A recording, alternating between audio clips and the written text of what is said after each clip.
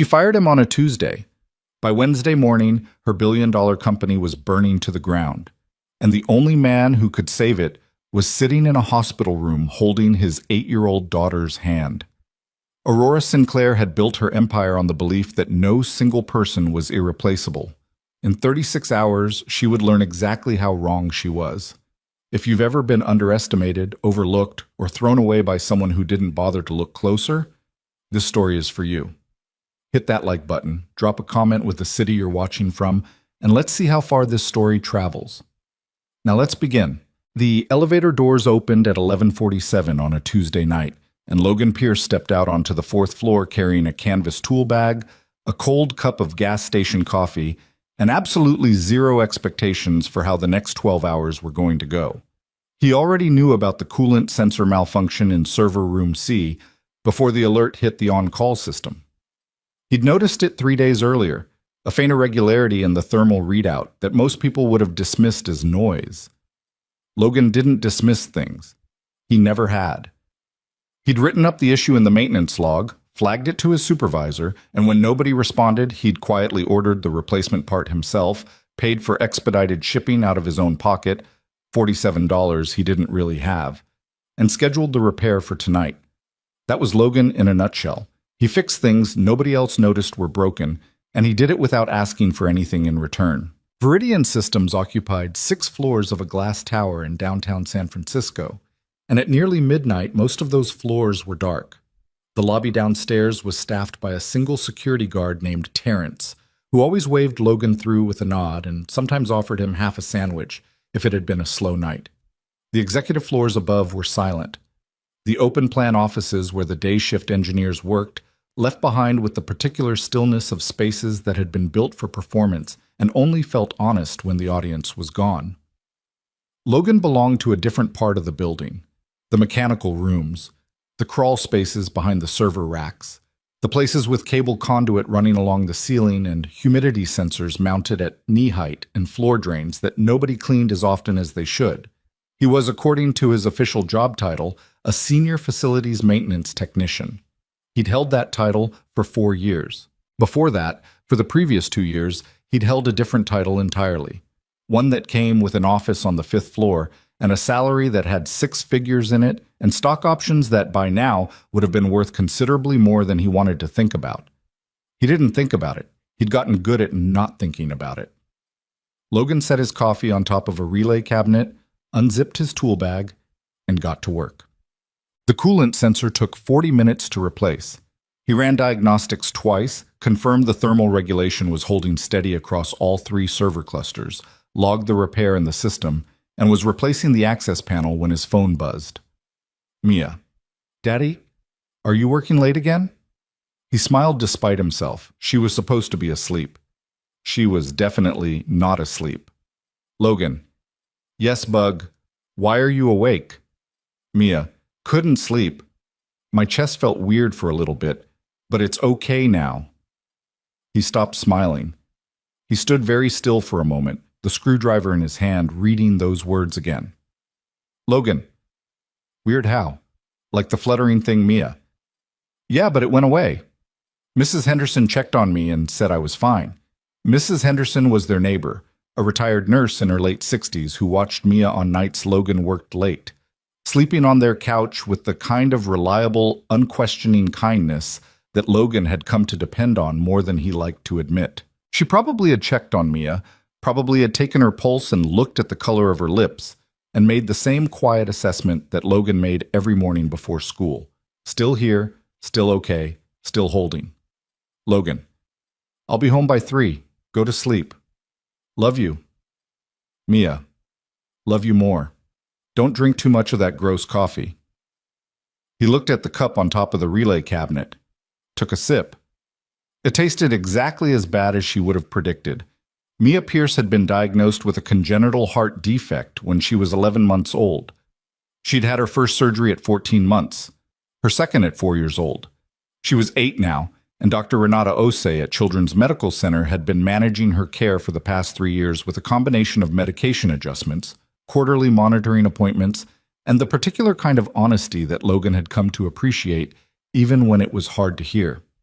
She's doing well, Dr. Osei had told him at the last visit 2 months ago. But I want to keep watching the arrhythmia data.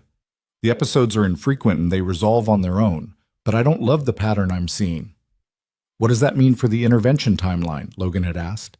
It means we watch carefully, and we don't wait too long if the pattern changes. What it meant, in the language Logan had become fluent in over 8 years of navigating a medical system that was simultaneously miraculous and exhausting and financially ruinous, was that there was another procedure on the horizon, another bill. Another terrifying week of watching his daughter hooked up to monitors and trying to read meaning into numbers on screens. He'd been building a savings cushion for it, slowly, methodically, the way he did everything. His current salary, just under $68,000 a year, wasn't a lot for San Francisco, but he kept his expenses lean and he worked extra shifts when they came up, and he'd gotten the hospital's financial assistance coordinator, a woman named Patricia, to walk him through every available program. He was managing. He was always managing. He finished the repair, drank the rest of the terrible coffee, and moved on to the next item on his list. Logan didn't learn about the new ownership until Thursday morning, 2 weeks before the event that would change everything. He was eating breakfast at the small table in their apartment kitchen. Eggs he'd scrambled while Mia sat across from him narrating a dream she'd had about a horse that could also do math, when he saw the notification on his phone, a Google alert he'd set up years ago for Viridian, a leftover habit from when he'd cared more about what happened to the company. Viridian Systems acquisition complete. Aurora Sinclair's Nexum Capital takes controlling stake in AI platform developer. He read the article while Mia described the math horse in great detail. Aurora Sinclair was 32 years old and had built Nexum Capital from a small venture fund into one of the most aggressive technology acquisition firms in the country.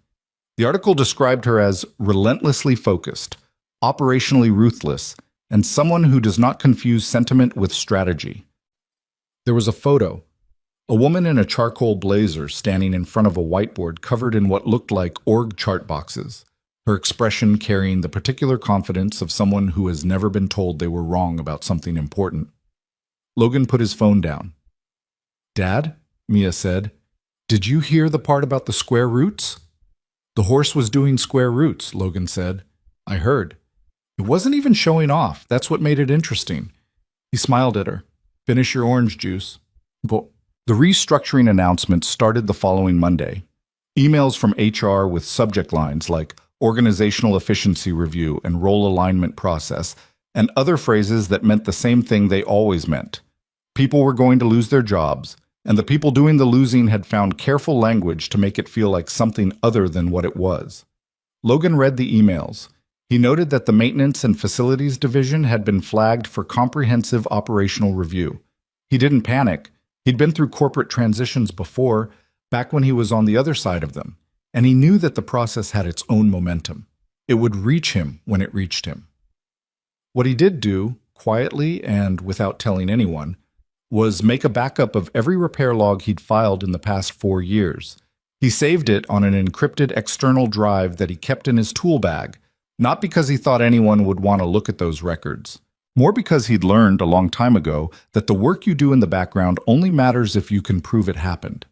He also spent a week reviewing the launch documentation for the Viridian Atlas platform, which was scheduled to go live in 11 days. He'd seen pieces of Atlas as it developed, had, in fact, repaired 3 pieces of infrastructure that Atlas depended on, including the backup cooling system that the launch team apparently didn't know existed because it had been built into the original architecture and never properly documented. Logan knew about it because he'd built part of the original architecture. He read through the launch checklist that someone had posted in the shared drive, accessible to all employees. He read it carefully, the way he'd once read code, looking not for what was there, but for what wasn't. What wasn't there was the stress test protocol for the emergency recovery layer. What wasn't there was the load balancing sequence for the data partition handoff. What wasn't there was any indication that the launch team knew about the silent redundancy framework that had been quietly preventing system failures for the past 6 years. Logan sat with this for 2 days. He wrote a detailed memo. He sent it to his supervisor, Marcus Webb, who was 2 levels below the new executive team and clearly already nervous about his own position. Marcus replied the next morning, "Thanks for flagging. I'll pass it upward." Logan never heard anything more about it. Well, he was called into the meeting on a Tuesday, not the main conference room, the small one on the fourth floor, the one with the frosted glass walls that everyone called the fishbowl because you could see shapes through it without seeing faces. Logan arrived 2 minutes early because he was always early. He sat down in one of the gray chairs and folded his hands on the table and waited. Aurora Sinclair walked in at exactly the scheduled time, which he noticed. She was in person roughly what she looked like in photographs, put together in a way that took effort, but wasn't supposed to look like it, carrying the particular energy of someone who had back-to-back meetings and had allocated a specific number of minutes to this one. Behind her came two people, a man Logan didn't recognize who had the specific type of haircut that meant he was in HR, and a woman with a tablet who was probably there to take notes or to be a witness or both. Aurora sat down across from Logan. She looked at him the way someone looks at a slide they're about to click past. "Mr. Pierce," she said, "thank you for coming in." "Of course," Logan said. She looked at a document on the table in front of her, a printed summary he could see of his employee record. "You've been in the facilities maintenance division for 4 years. Prior to that, you were in a technical architecture role." "That's right." "Why the change?" It was a genuine question, he thought, not hostile. She actually wanted to know. "Family circumstances," he said. "I needed a different schedule." She nodded slowly, in the way that people nod when they're not really absorbing the answer, but are waiting for the pause that means it's their turn again.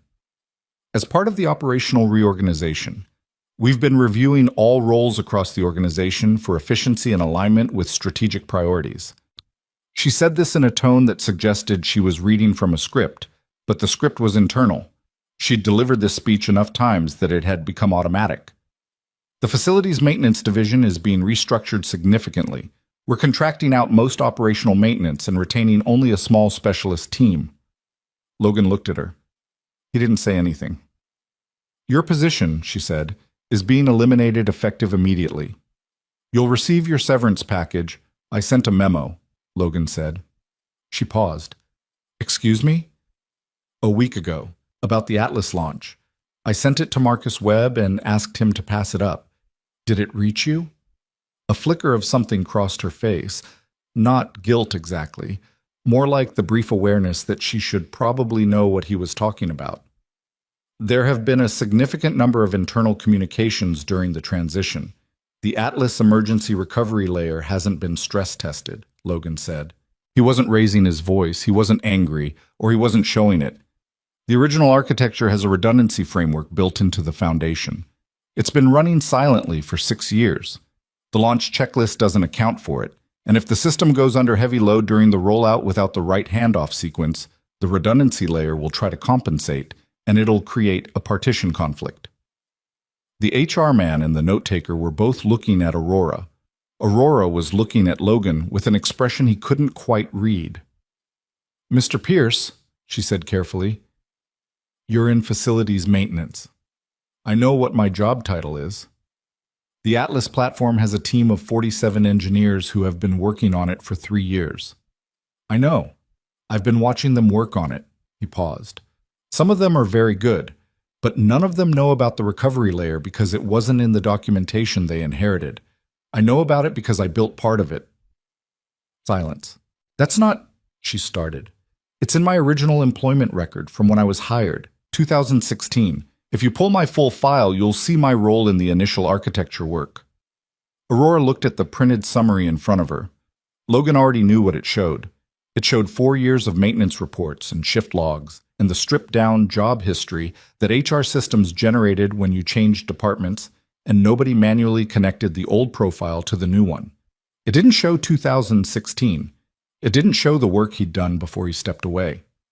She didn't pull a different file. She didn't ask to. "I appreciate you sharing your concerns," she said, and her voice had moved back into the register of formal distance. "They'll be passed along to the Atlas technical team, but the decision regarding your position has been finalized." Logan was quiet for a moment.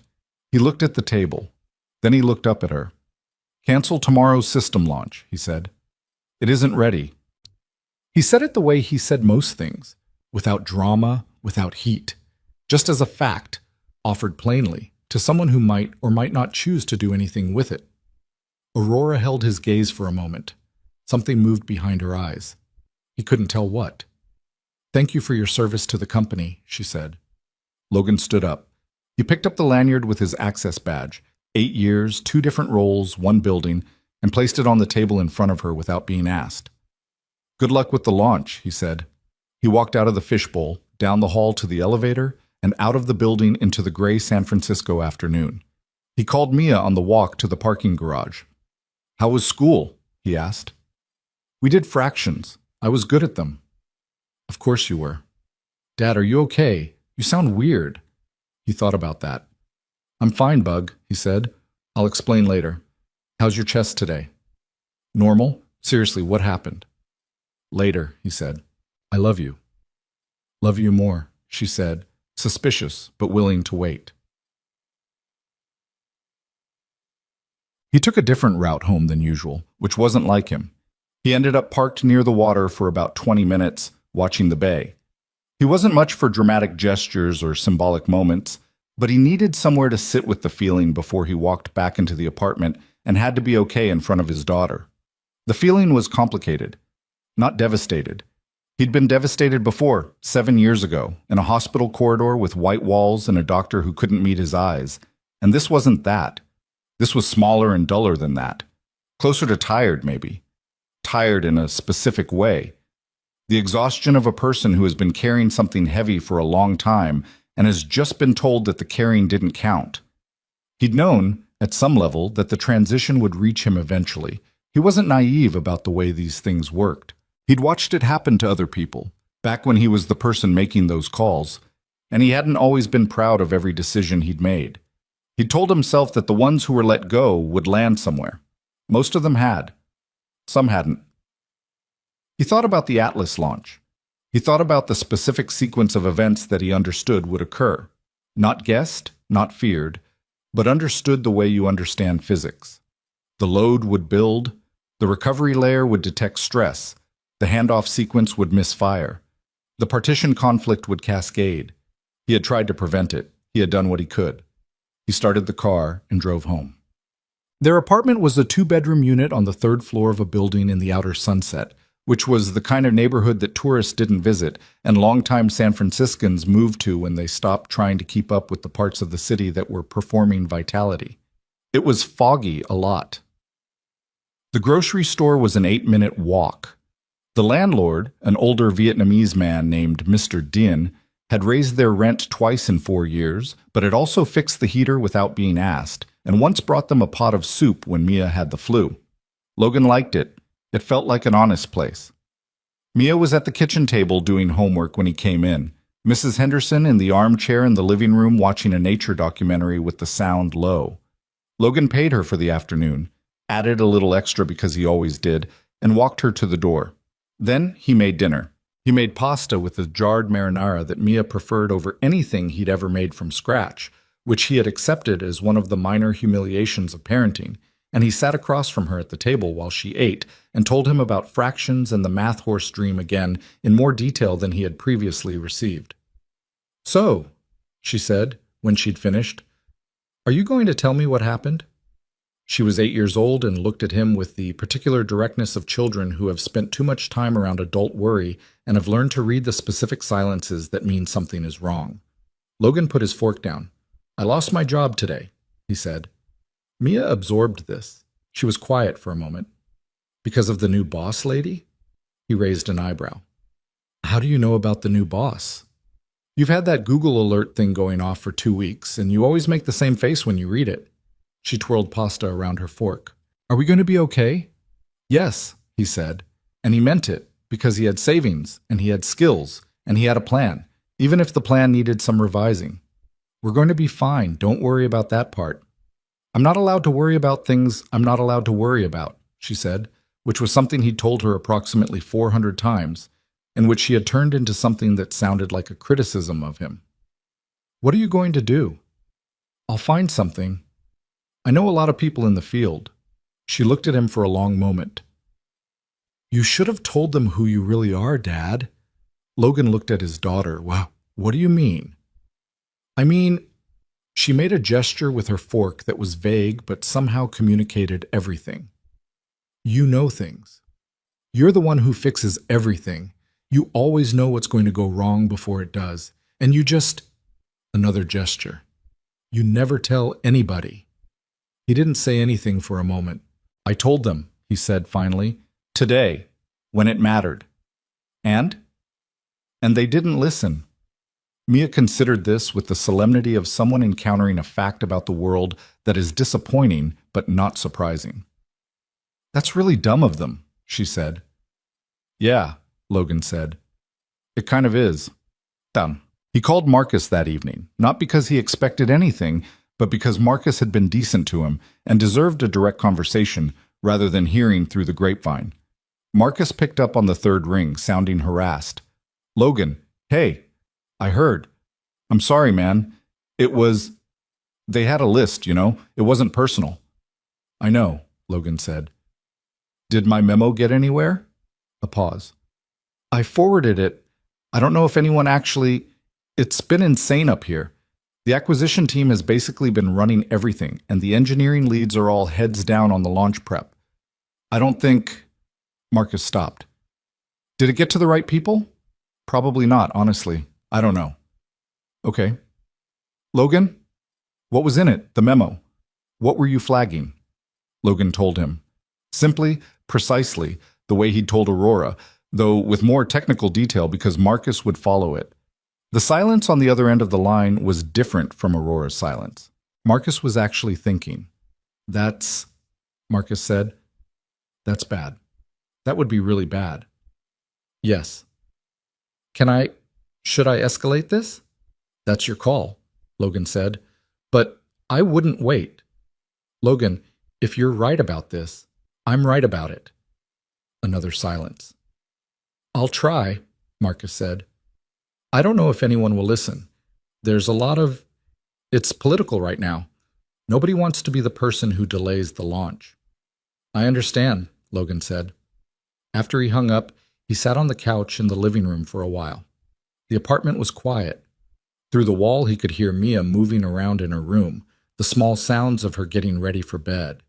He thought about the Atlas platform. He thought about the recovery layer he'd built into it 6 years ago, late nights and careful choices. The way he'd designed it to be invisible precisely because invisible systems are the ones that last. You don't notice them when they're working. You only notice them when they stop. He thought about Aurora Sinclair's face when he'd placed his badge on the table. Then he stopped thinking about it because there was nothing useful left to think and went to say goodnight to his daughter. Mia's room was a project. There was really no other word for it. Every available surface had something on it. Books stacked without apparent system, drawings she'd made and then added to in layers until they were something else entirely. A collection of small rocks she'd been assembling for 2 years, labeled in her own notation, the meaning of which she had explained to him multiple times and which he retained for approximately one conversation before losing the thread. She was in bed with a book when he came in, the lamp on the nightstand casting a warm circle of light. Will you check the monitor? She asked. The monitor was a small device on her nightstand that paired with the cardiac sensor she wore, a slim adhesive patch on her side that recorded data continuously and sent it to Dr. Osei's portal. Logan picked it up, checked the readout. Steady rhythm, no episodes flagged since the brief one she'd mentioned the night before. Looks good, he said. I know, she said. I can tell when it's weird and when it's not. She had, over 8 years, developed a proprioceptive relationship with her own cardiac system that her doctors found remarkable and that Logan found both impressive and heartbreaking.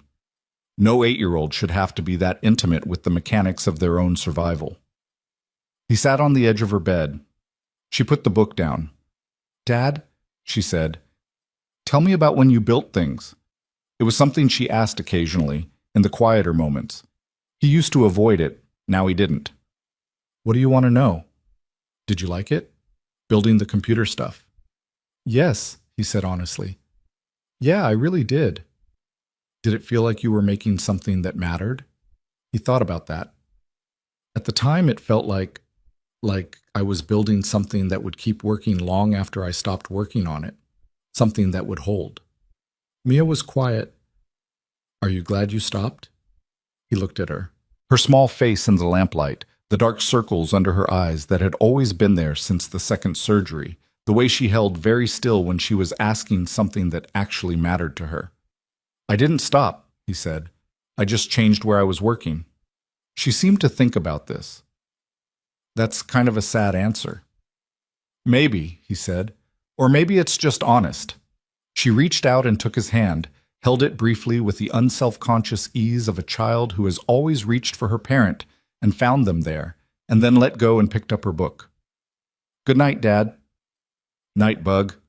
He turned off the main light on his way out, leaving just the lamp, and pulled her door almost but not quite closed, the way she liked it. In the hallway he stood for a moment. Tomorrow, the Atlas platform was going to launch. He'd said what he could say. He'd tried what he could try. He went to bed. He was still awake at 2 a.m., which wasn't unusual. He lay in the dark and ran through what he knew with the methodical precision of a man who had trained himself not to catastrophize, but who could not stop his mind from modeling outcomes. The Atlas platform at launch would draw roughly 3 times its normal load. The marketing team had spent 8 months building anticipation, and the investor relations team had made promises to partners that the demonstration had to fulfill. 47 engineers had built something technically impressive. Logan didn't doubt that.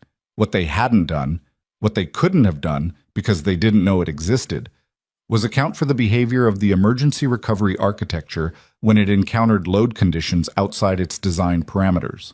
Logan had built that architecture in the 3rd year of Viridian's existence, in a period when the company was 6 months from insolvency and the original team was working 18-hour days trying to hold the platform together. He'd built it as a failsafe, a silent guardian system that monitored core functions, detected stress, and rerouted resources before human operators even knew there was a problem. It had worked, quietly and without acknowledgement, for 6 years. The problem was that the Atlas engineers had built their new system on top of the old foundation without knowing the old foundation was alive.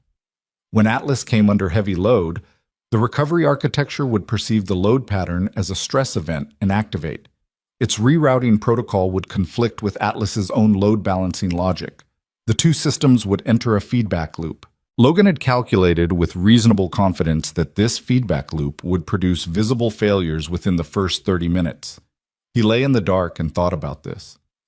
He thought about Aurora Sinclair and the way she'd looked at him, not unkindly, but with the particular indifference of someone for whom he was a line item. He thought about Marcus, who would try and probably not succeed. He thought about the 47 engineers who were probably proud of what they'd built and were going to have a very bad day tomorrow.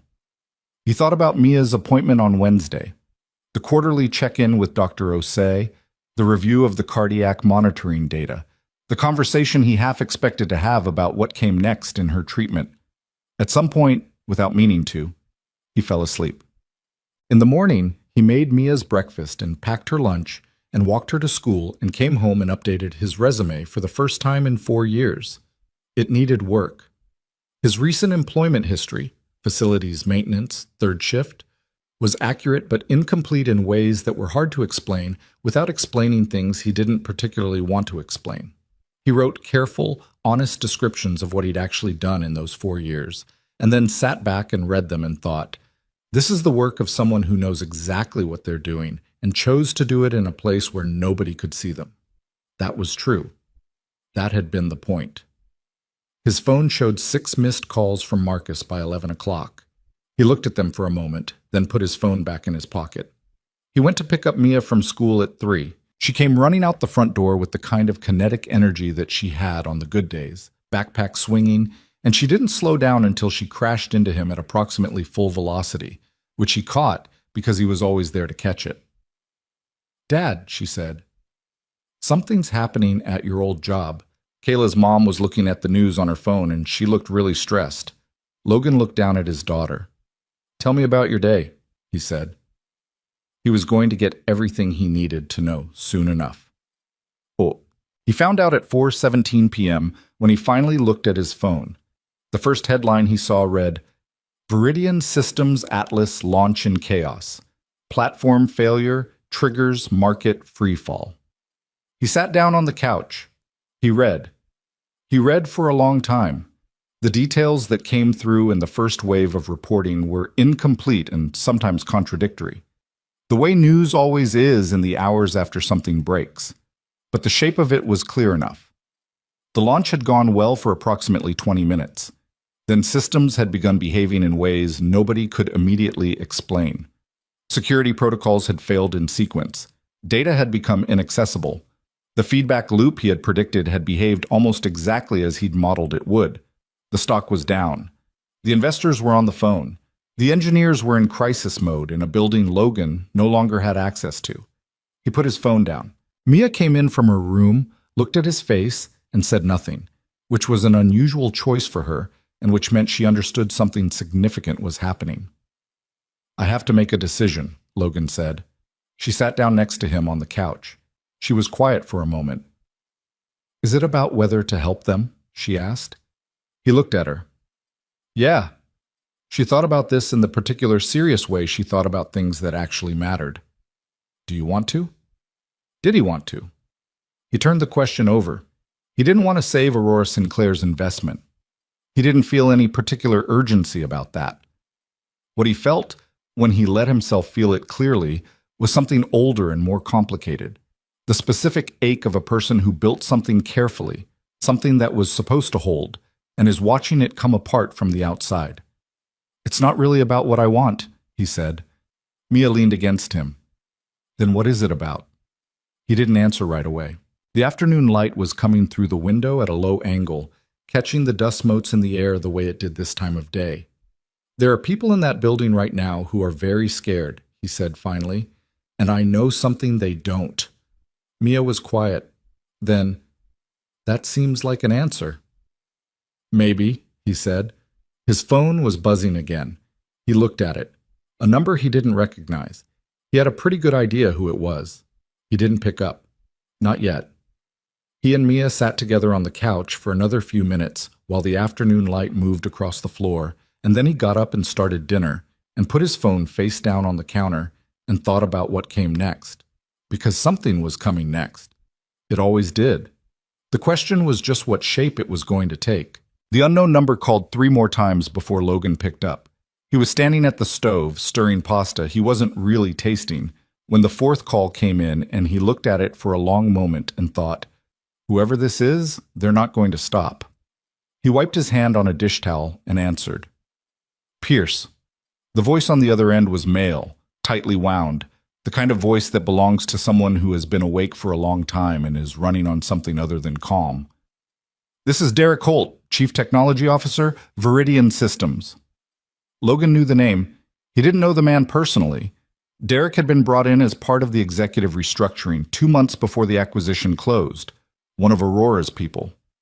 "I know who you are," Logan said. "Then you know why I'm calling."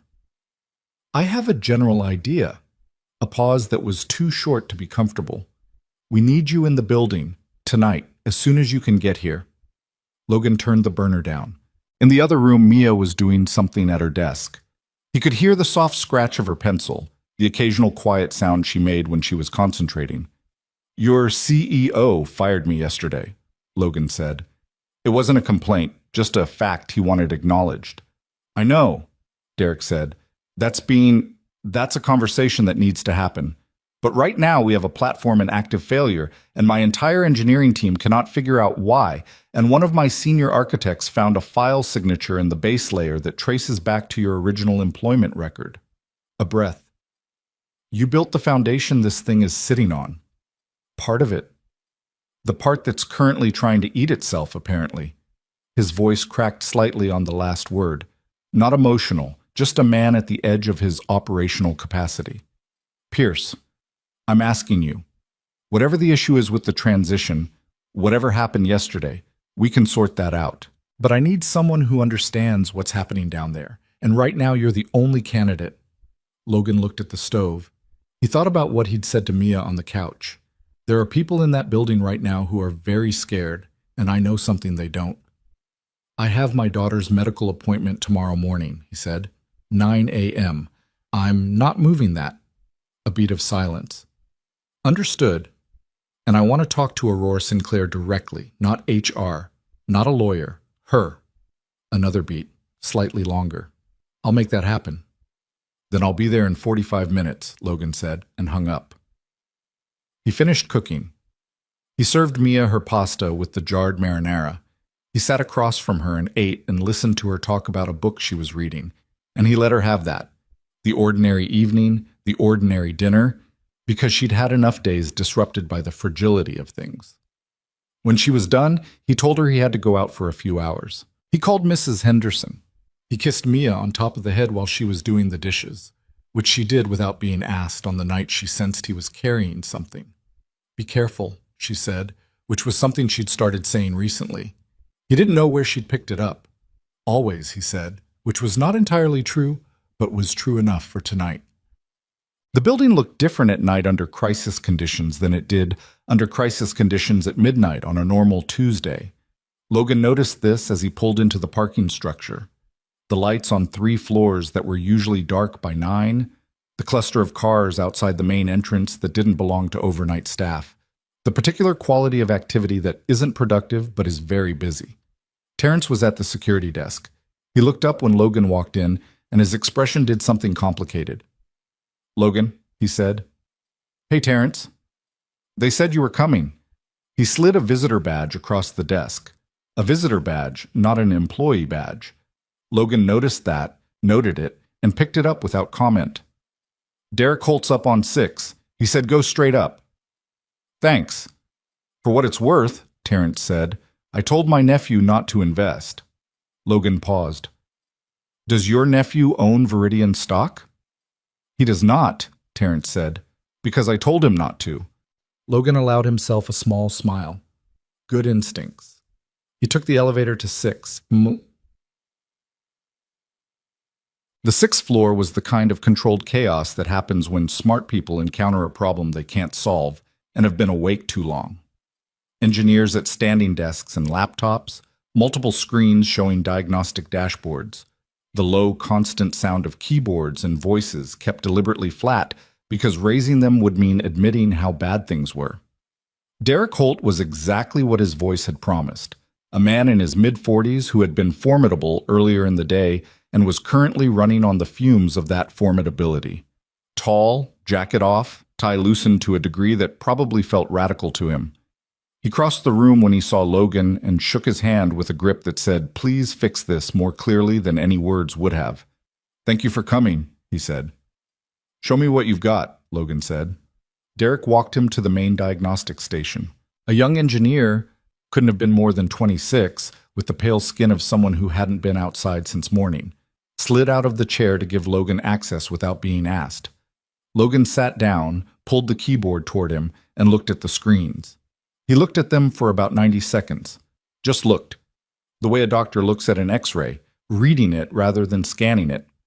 Then he said, "Where are you seeing the primary failure cascade?" "Partition layer," the young engineer said. He leaned over Logan's shoulder and pointed at a readout. The data handoff between the core clusters started misfiring around 11:43 a.m., Logan said. The engineer stopped. "Yeah, how did you—" 23 minutes after peak launch load, Logan said. That's when the threshold would have been crossed.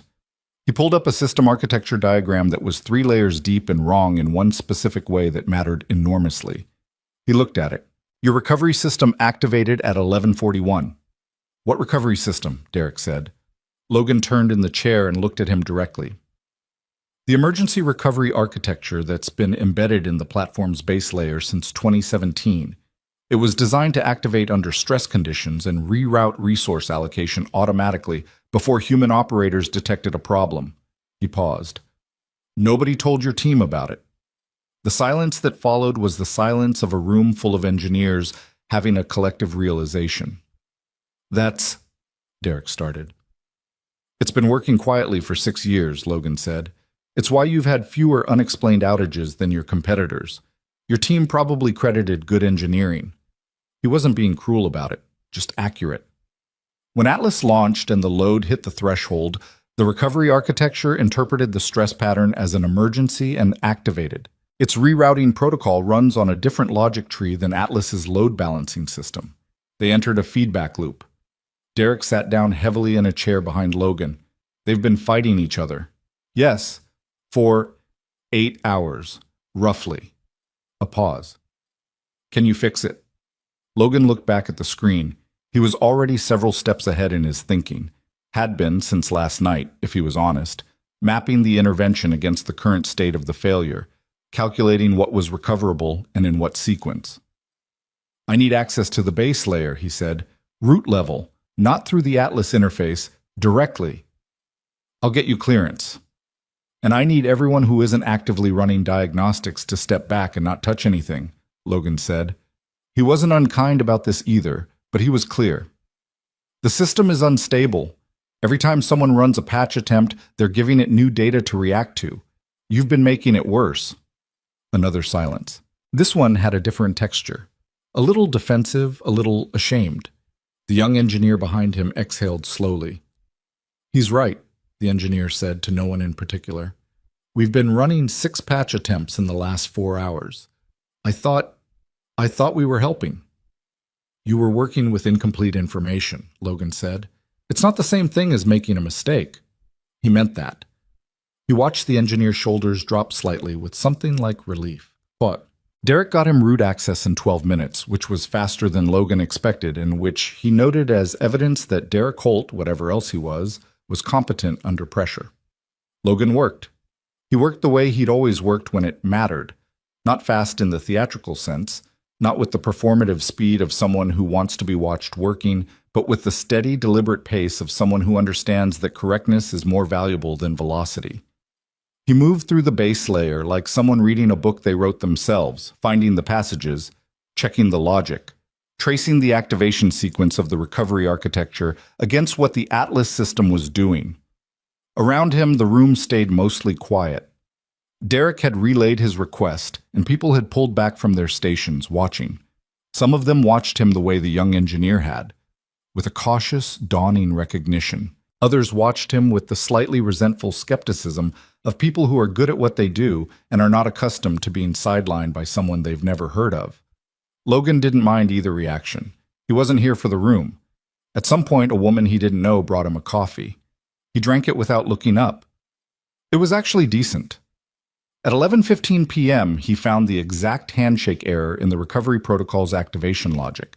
It was elegant, in a way, the kind of failure that only reveals itself under precisely the wrong conditions. The original architecture had been designed for a different version of the platform, and when Atlas had been built on top of it, nobody had updated the threshold parameters. The recovery architecture was responding to normal Atlas behavior as if it were a catastrophic emergency, because in the world it had been designed for, that behavior pattern would have been. He wrote a patch for the handshake error. He ran it through a simulation 3 times before touching the live system. Then he wrote a second patch for the partition conflict that had accumulated over 8 hours of the 2 systems fighting each other. Before I implement this, he said, loud enough for the room, I need to know the current status on the investor calls. Derek looked up from a conversation he was having in the corner. Still active. 3 of the 4 major partners have agreed to hold until morning. The 4th... He paused. The 4th is being managed. What does that mean?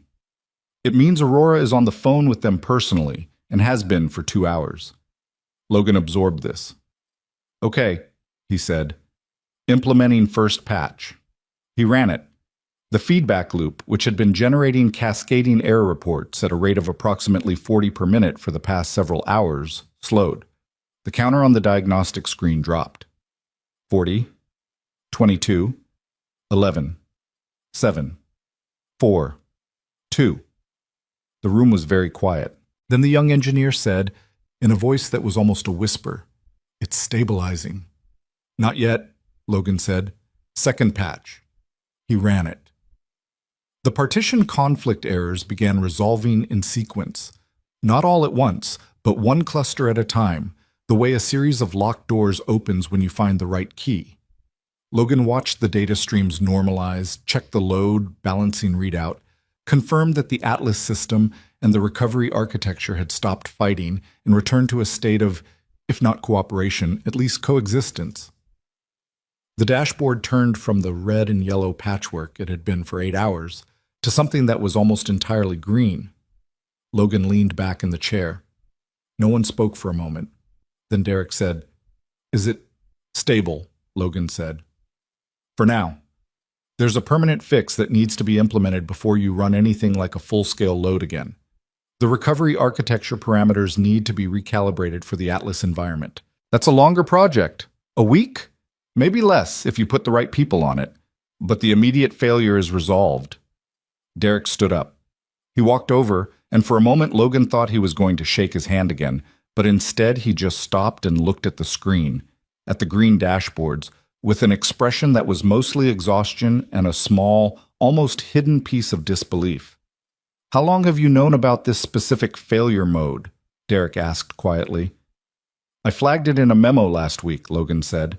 "Sent it to Marcus Webb." Derek closed his eyes briefly. He forwarded it to an inbox that nobody checked during the transition period. He opened them again. "It's been sitting there since Thursday."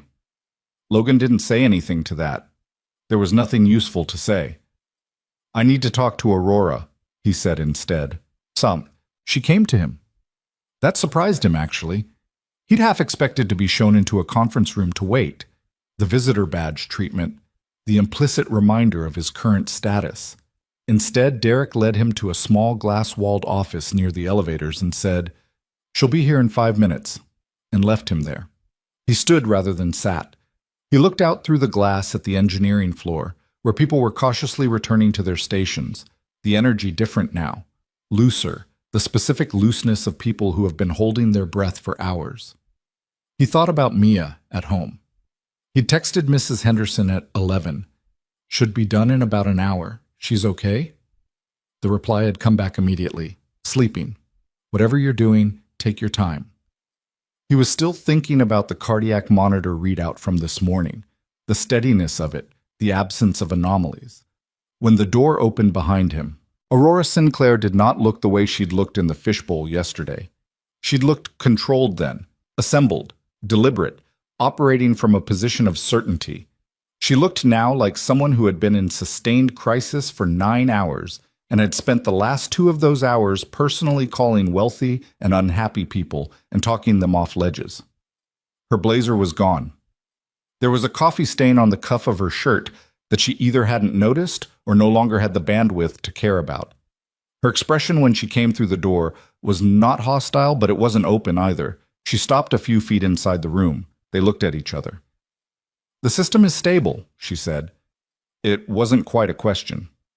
"For now," Logan said. She nodded. Something moved in her jaw, not quite a wince. "I've been told what happened, the recovery architecture, the memo." She paused. "Marcus's inbox." "Okay." "I owe you an apology," she said. He looked at her. She said it flatly, without performance, which he respected. Some people apologize as if they're delivering a presentation. She said it the way you say something you need to say, and aren't particularly enjoying saying. "I dismissed your warning," she continued, "because I looked at your title and your recent employment history, and I made an assumption about what you could and couldn't know about this system. That was wrong." Another pause. "It was also bad business." "It was," Logan agreed. A flicker of something that wasn't quite amusement. "Most people would be angrier right now." "I'm not most people." He paused. "And I'm tired." She looked at him for a moment. Really looked, in a way she hadn't done yesterday. As if she was seeing him for the first time without the filter of the org chart. "Derek said you have a medical appointment tomorrow morning. 9 o'clock. My daughter." "Is she—" Aurora stopped, started again. "Is she okay?" It was, Logan thought, the right question. Not what kind of appointment or a polite deflection. The actual question. "She's managing," he said. "She has a heart condition. Ongoing treatment." Aurora was quiet. Her expression had changed slightly. The professional distance softened around the edges in a way that seemed involuntary, which he thought probably meant it was genuine. "I'll make sure you're out of here with enough time." "I'm already leaving," Logan said. "I've done what needs to be done tonight. The rest is your team's work." "The permanent fix, I'll write up the specifications," he said. "Full documentation of the recovery architecture, the recalibration requirements, what your team needs to implement the long-term solution. I'll send it to Derek." He paused. I'll do that as a... He thought about the right word. As a professional courtesy. Something shifted in her face. Why? Because 47 engineers built something they're genuinely proud of, he said, and it should work the way it was designed to work. That matters, regardless of the rest of it. Aurora was quiet for a long moment. The building hummed around them. The particular sound of a crisis receding, of systems returning to their normal operational hum. The termination, she said. The decision made yesterday. I'm not asking for anything tonight, Logan said. I'm tired and I need to get home. We can talk about it another time or not at all. He meant the last part. He'd built a life out of not needing acknowledgement from people who hadn't been looking anyway. I want to talk about it, she said. Not tonight, but I want to. She said it carefully, like she was staking out a position. Whatever you think of me right now, I don't make the same mistake twice. Logan picked up his jacket from the chair where he'd draped it. That would put you ahead of a lot of people, he said. He said it without sarcasm, and she received it the same way, which he noted. Your daughter, Aurora said as he moved toward the door. The appointment tomorrow. I hope it goes well. He stopped, looked back at her. She was standing in the middle of the small office with the coffee stain on her cuff and the particular look of someone who is holding more weight than they're showing, and for the first time he saw something in her expression that he hadn't seen yesterday. Not vulnerability exactly. More like the effort of a person who is trying to be more careful than they were. Thank you, he said. He took the elevator down to the lobby. Terrence had gone off shift. The overnight guard gave him a nod. He pushed through the glass doors into the cold San Francisco night, the Bay Air cutting through his jacket, the city's particular nighttime quiet pressing in around him. He sat in his car for a moment before starting it. The diagnostic printout Derek had given him was on the passenger seat. Pages of system data, error logs, the shape of a crisis neatly documented after the fact. He put it face down. His phone showed a text from Mia, sent at 10:43 p.m. I know you said you'd explain later. This counts as later. He smiled at his phone in the dark. Logan, tomorrow, Bug. I promise. Mia, you always promise that, Logan, and I always do it. A pause. Then, yeah, okay, night, Dad. He started the car and drove home through the empty streets, the city lit up around him. Somewhere behind him, a building full of engineers watching green lights hold steady on screens and not yet knowing the full story of why. That story wasn't his to tell. It never really had been. He'd built things to last and walked away from the credit. And somewhere along the way, he'd made peace with that. Or mostly peace, the kind of peace that holds on the good days and frays a little on the hard ones. Tomorrow, Mia had her appointment. Everything else could wait until after that. He got 4 hours of sleep, which wasn't enough, but was what was available. Logan was up at 6:15, moving quietly through the apartment while Mia slept. He made coffee. He stood at the kitchen window with the mug and watched the fog do what it always did over the outer sunset in the early morning, sit low and dense against the rooftops, softening everything, making the neighborhood look like a place that existed slightly outside the regular world. He'd lived here for 3 years, and he still found it beautiful in a way that felt almost accidental, like the city had forgotten to make this part expensive.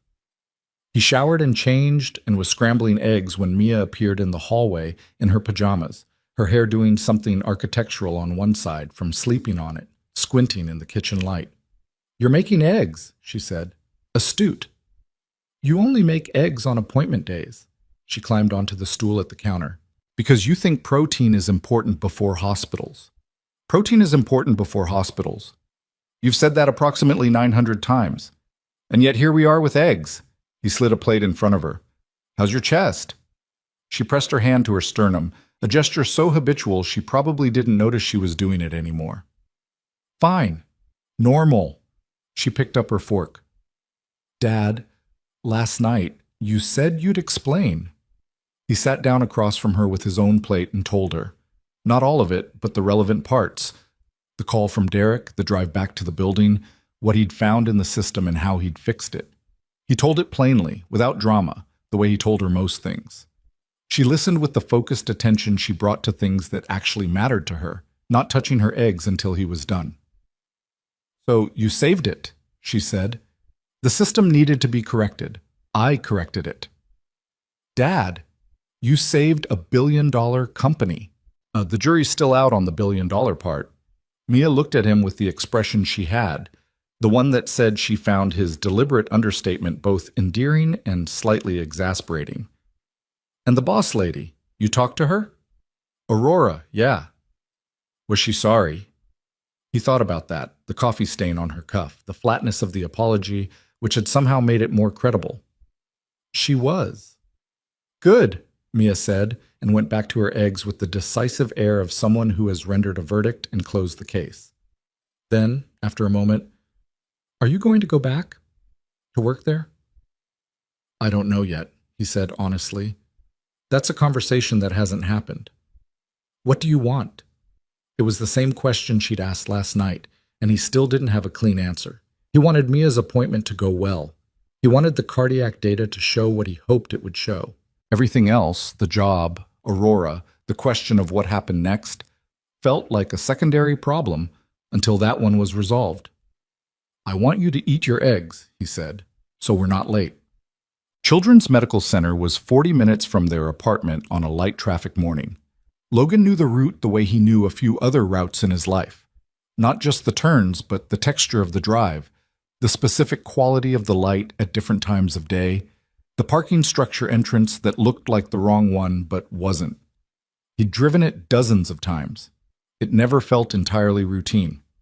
Dr. Renata Osei's office was on the 4th floor of the cardiology wing, which had been renovated 3 years ago and smelled like fresh paint that had never fully dissipated. The waiting room had low chairs and a wall with a mural of stylized animals that Mia had been studying critically since she was 5. The elephant still looks like it has a skin condition, Mia said, looking at it from her chair while Logan checked them in. You've been saying that for 3 years. It's been true for 3 years. He sat down beside her. Around them, other families occupied other chairs.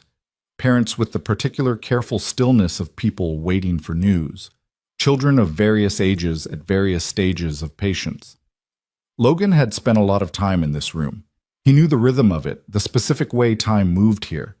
Slower than everywhere else, charged with the weight of what was being waited for.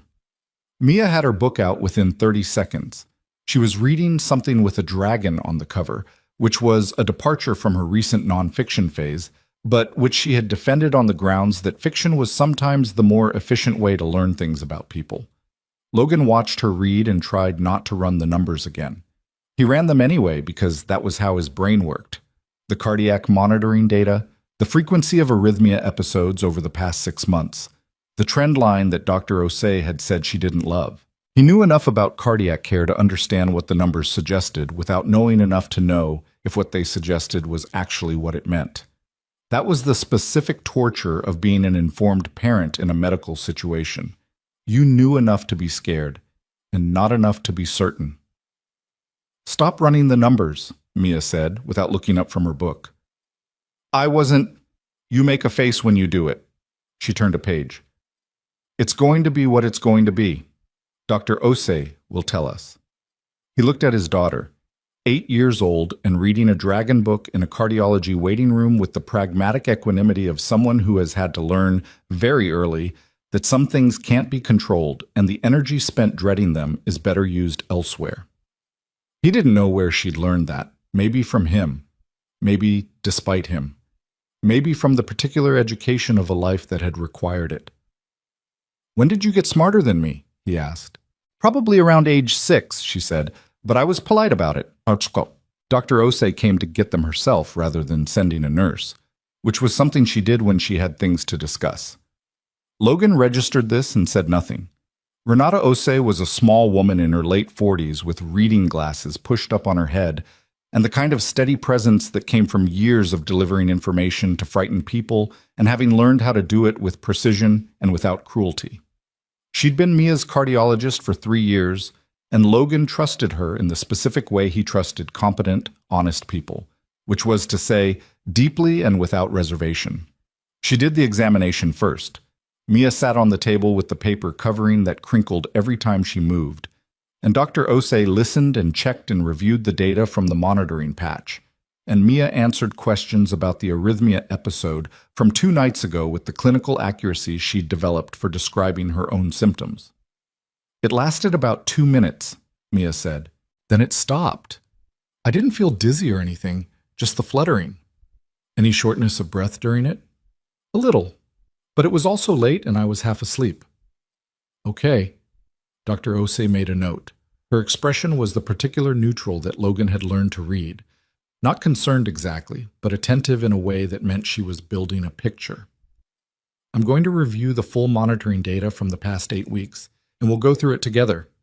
She pulled up the data on a screen mounted to the wall, and Logan sat in the chair beside the examination table and watched her face as she read. Mia sat on the crinkling paper and looked at the ceiling with the patience of someone who had done this many, many times. Dr. Osei talked them through it carefully, the way she always did. Here's what we're seeing, here's what it means, here's what I'm thinking. The arrhythmia episodes had increased slightly in frequency over the past 8 weeks. Most were brief and self-resolving. The pattern was what she'd been watching. I want to be straightforward with you both, she said, which was how she started the harder conversations, and Logan felt Mia go still beside him. The data is telling me that we're getting closer to a decision point about the ablation procedure we've discussed. Logan kept his voice steady. How close? Not today. Not this month, probably, but I'd like to schedule a comprehensive electrophysiology study in the next 6 to 8 weeks to get a clearer picture of what we're working with. That study will help me tell you more precisely when and whether we proceed. She looked at Mia directly. This isn't an emergency. I want to be clear about that.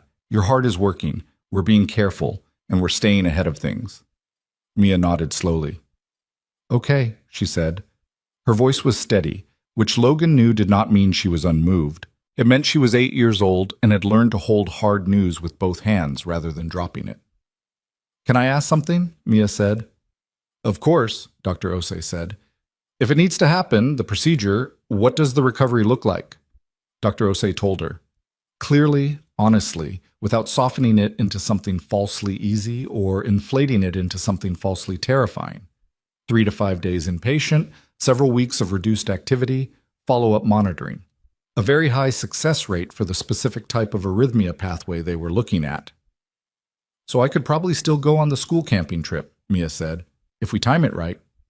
Dr. Osei's expression shifted briefly into something warm. When's the trip? March. Yes, timing-wise, that's very workable. Mia looked at Logan. See, she said, we plan around it. He reached over and took her hand and held it for a moment. She let him, which she didn't always do in public spaces because she was 8 and had opinions about dignity. They were in the parking structure. Mia eating a granola bar from her backpack with the satisfied air of someone who has successfully navigated a difficult morning when Logan heard someone call his name. He turned around.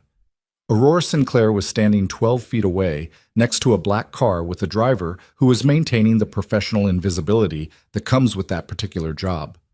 She was in different clothes than last night, still composed, still carrying that assembled quality. But she looked like someone who hadn't slept much either. She was holding a coffee cup from somewhere that wasn't a gas station, and she looked slightly uncertain in a way that was new on her.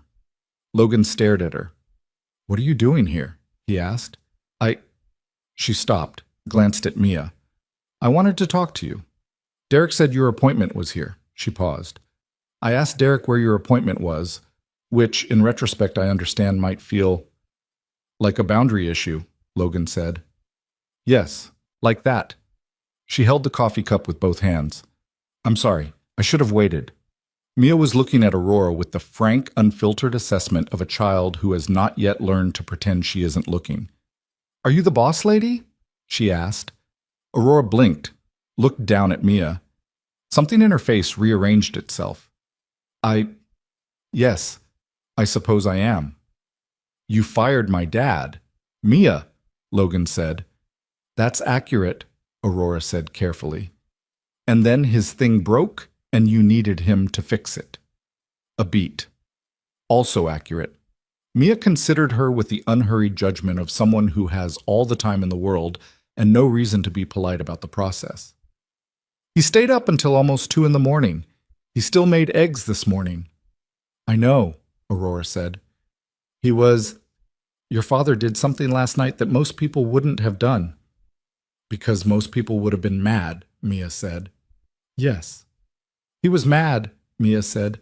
He just didn't show it. Logan looked at his daughter. How do you know I was mad? Because you stirred your pasta for like 10 minutes and didn't eat it, she said, with the crisp confidence of someone presenting physical evidence. Aurora's expression did something brief and involuntary, a small movement at the corner of her mouth that wasn't quite a smile, but was in the neighborhood. She caught it and put it away. Can I? She looked at Logan. Can I talk to you for a few minutes? I drove out here. I know it was presumptuous, but I needed to say something that I didn't say well enough last night. Logan looked at his daughter. Bug, can you sit on that bench over there for a minute? Mia went to the bench with her granola bar, maintaining a visible and pointed interest in the nearby concrete pillar, which was her version of pretending not to listen. Logan turned back to Aurora. Say it. She looked at him. In the flat gray light of the parking structure, without the context of her office or the crisis of last night, she looked more like a person and less like a title, tired around the eyes, holding something she hadn't managed to put down. I pulled your original employee file this morning, she said. The full one, not the summary HR gave me. She paused. You were one of the founding architects. Yes. You built core pieces of the platform that the entire company runs on. Parts of it. There were others. You left in 2019. Personal reasons is what the file says. She stopped. The question was in her expression, but she didn't push it. Logan looked at the concrete floor for a moment. He could leave it there. He'd left it there with most people, because most people didn't need to know, and he didn't have the energy to carry their reactions to it. He looked up. My wife died, he said. Car accident. March 2019. Mia was 2. He said it the way he'd learned to say it, plainly, cleanly, without loading it. The facts first. I was working 90-hour weeks. I had a 2-year-old with a serious heart condition, and I was working 90-hour weeks and I wasn't there. He stopped. I wasn't there enough. So I changed what I was doing. Aurora was very still. I stepped back from the architecture role, he continued, negotiated a facilities position because it was nights and weekends, and I could arrange my schedule around Mia's appointments. And he paused. I kept an eye on the platform, informally, because I'd built parts of it and I knew what it needed and I couldn't fully walk away from it even when I wanted to. The repairs, Aurora said. Her voice was quieter now. The maintenance logs. Derek was going through them this morning. 3 of the system failures in the past 4 years would have been significant if they'd developed, Logan said. Yes, I caught them before they did. She looked at him for a long moment. He watched her processing it.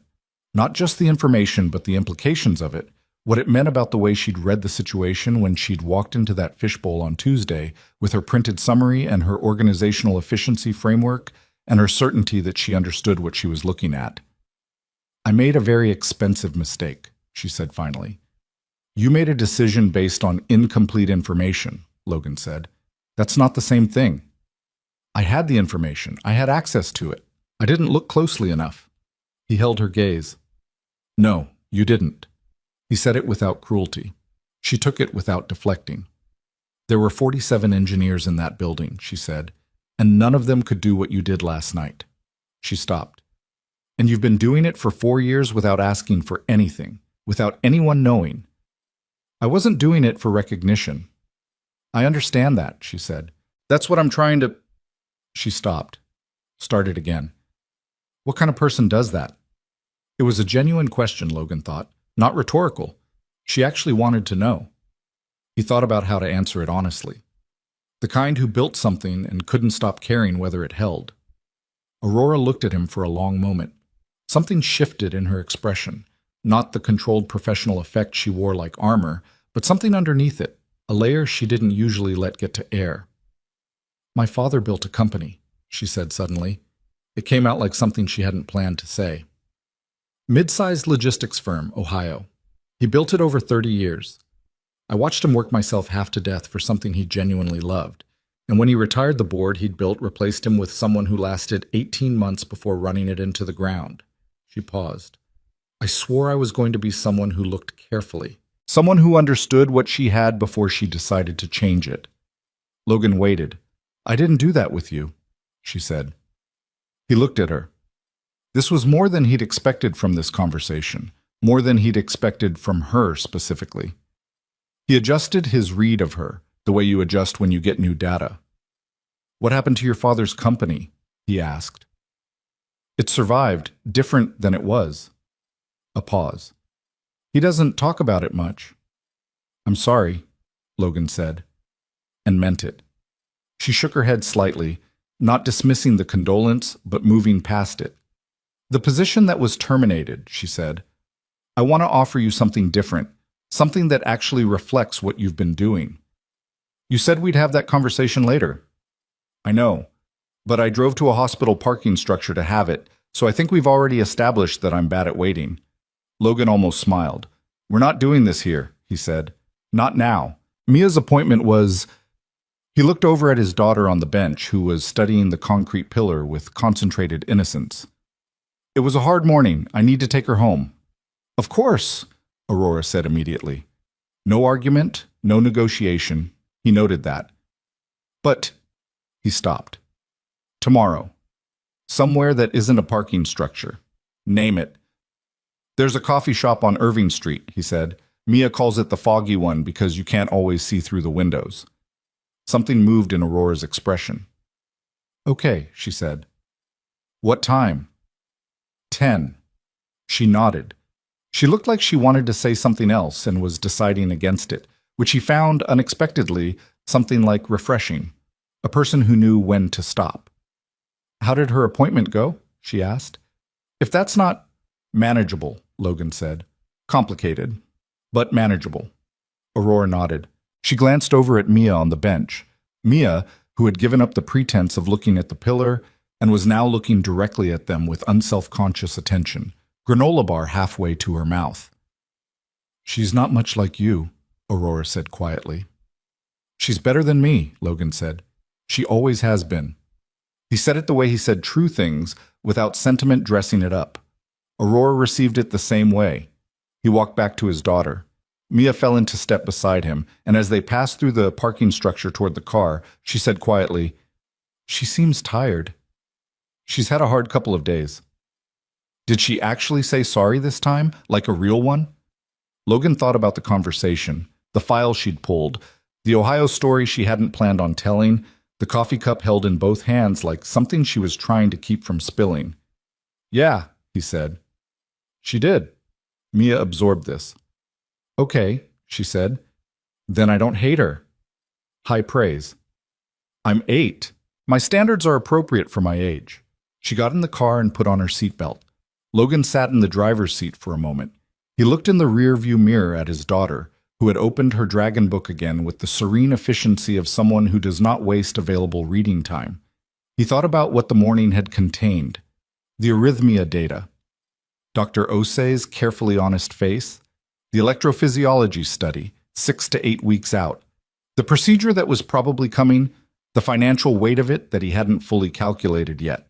The school camping trip in March that Mia had immediately placed on the timeline like a fixed point to navigate around.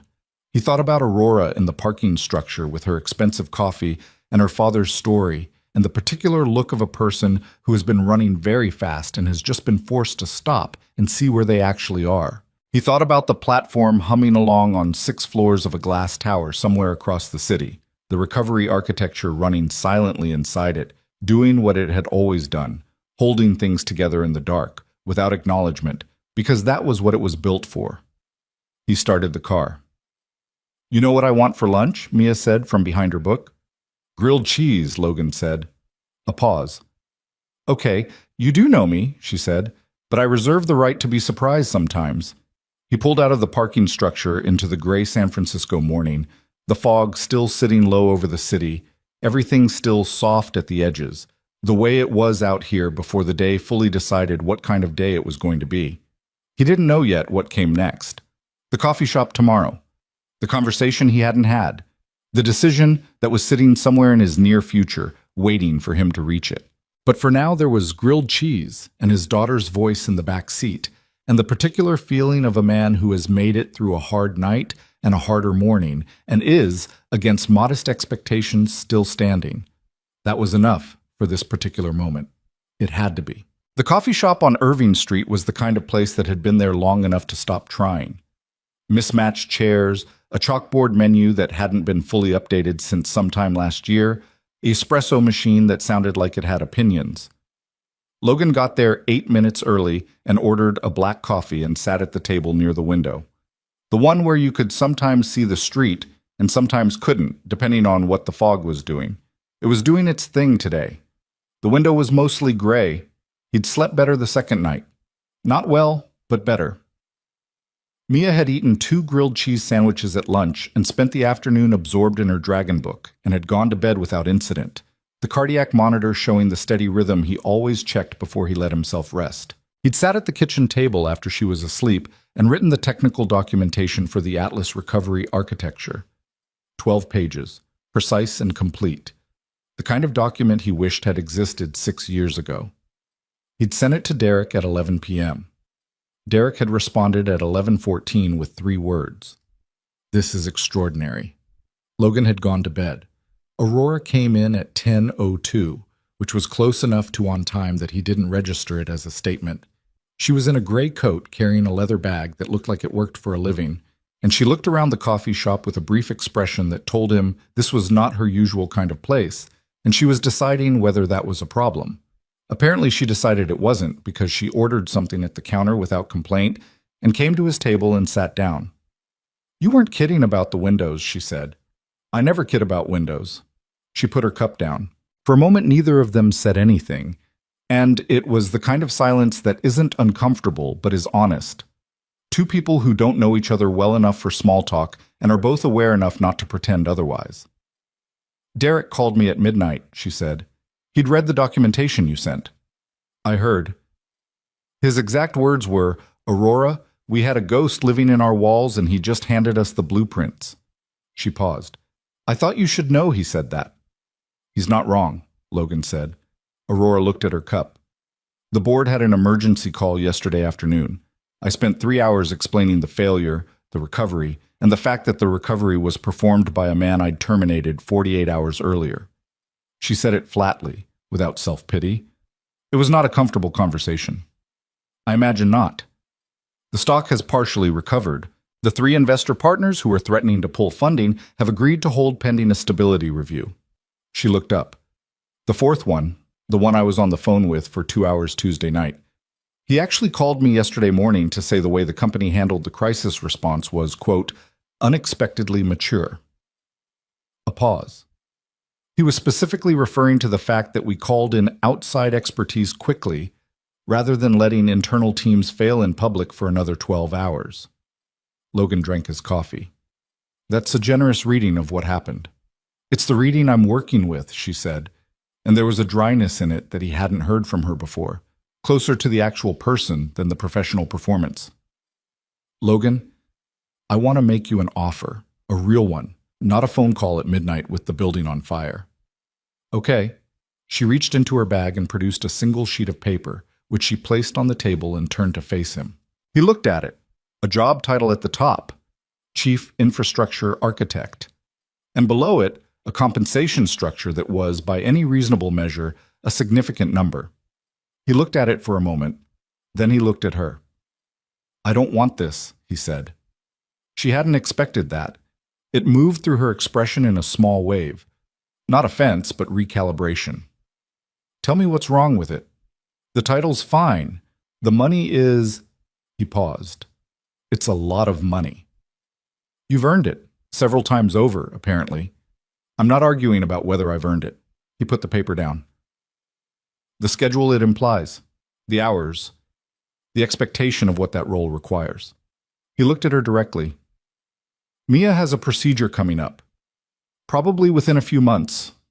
We'll know more after the study in 6 weeks.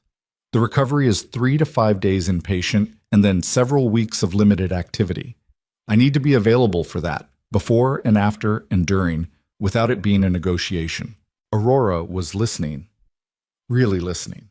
Not the kind of listening that's waiting for the pause to respond, but the kind that means you're actually adjusting your position based on what you're hearing. I also need to be able to leave at 3 o'clock on Tuesdays, he continued, because that's when her school lets out, and I walk her home on Tuesdays because she likes that, and I'm not giving it up for a job title. He stopped. I'm not flexible on those things. I've been flexible on a lot of things for a lot of years, and those are the things I'm not flexible on. The coffee shop hummed around them. Someone at the counter was asking about oat milk. The espresso machine expressed its feelings loudly. Okay, Aurora said. He looked at her. Okay, which part? Okay, all of it. She said it without hesitation and without the particular quality of someone making a concession, more like someone who has already thought this through. I want the work you do. The version of it where you're actually operating at the level you're capable of, not spending nights in crawl spaces because nobody bothered to understand what they actually had. She paused. The schedule is not the issue. I run a company. I can build a schedule. It's not just a schedule question, Logan said. It's a cultural one. The expectation in those senior roles, I know what the expectation has been, she said. I'm telling you, I'm willing to change it. For everyone? Or just for me? She stopped. It was a real question and she knew it. He could tell by the way she went still for a moment, actually sitting with it rather than deflecting. That's a fair question, she said, because if it's just for me, it creates a different problem. And if it's for everyone, that's a larger conversation about how your organization operates. You've been in a maintenance role for 4 years, Aurora said slowly, and you're sitting here negotiating organizational culture at me. I was in a maintenance role. I've also been in the rooms where those cultures get set. He held her gaze. I know what it looks like when a company says one thing and means another. I've seen what it costs the people who believe the version they were told. She was quiet. Something moved in her expression. Not defensiveness, but recognition.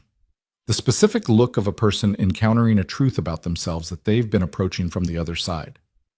My company has a retention problem, she said finally. Good people, mid-level, senior. The standard reason given is compensation. Derek thinks it's something else. What does Derek think? He thinks the people who leave are the ones who are doing the actual work and figured out nobody noticed. A pause. Sound familiar? Logan looked at her. Derek's smart. He is. She turned her coffee cup in her hands, the same gesture he'd noticed in the parking structure, that two-handed hold, something she did when she was thinking through something she didn't have a clean answer to yet. If I asked you to help me fix that, not just the architecture problem but the structural one, would that be something you'd want to do? He didn't answer immediately. He looked out at the fogged window, at the gray shapelessness of the street beyond it. Tell me about what happened to the Atlas engineers, he said. The ones who didn't know about the recovery architecture. They're still there. All of them. How are they doing? A pause. The young one, the one who was at the diagnostic station when you came in Tuesday night, James. He sent Derek a 6-page analysis yesterday of what he should have found and why he missed it. Unsolicited. Derek sent it to me. She paused again. He's 25. He blamed himself for not digging deeper into the base layer documentation. He didn't have the documentation, Logan said. I did. That's not his failure. I know. Derek told him that. Did he believe it? Not yet. She looked at him. He will, eventually. Logan thought about James, someone he'd exchanged maybe 30 words with, in a room full of panic, who had moved out of a chair without being asked, and had said, "We've been making it worse," with the specific courage of someone willing to name their own contribution to a problem. He'd thought in that moment that the kid was going to be good at this if someone let him. One of the things the role would involve, Logan said slowly, is working with people like him. Not just the architecture, the knowledge transfer, making sure the understanding is distributed. Yes, Aurora said. That's exactly what I mean. He looked at her. She looked back at him. Outside, a car moved through the gray and disappeared. What I want, Logan said, is a flexible schedule with hard limits around Mia's medical needs. In writing, not as a verbal agreement. I want the role scoped properly. Not just a title above the work I've already been doing, but a position with actual authority to make decisions about the platform's foundation. He paused. And I want a conversation about the retention problem, not a committee, a real conversation with Derek and whoever else is actually willing to change something. All of that is reasonable, Aurora said. I'm not done. She waited. The Atlas launch was pushed past readiness because someone was managing optics, he said. Investor timeline, media cycle, the announcement architecture. I understand why those pressures exist. I'm not naive about it. He paused. But if I'm in a role where my job is to protect the integrity of the platform, I need to know that a warning from me won't get routed to an unchecked inbox during a transition period. It landed where he meant it to land. Aurora didn't flinch from it. That's a systems failure and a cultural one, she said. And you're right that it can't just be a policy. It has to be a practice. She paused. Can I be honest about something? I'd prefer it. When you walked into that fishbowl on Tuesday, I had already made the decision. I wasn't there to evaluate you. I was there to deliver it. She said it without softening it.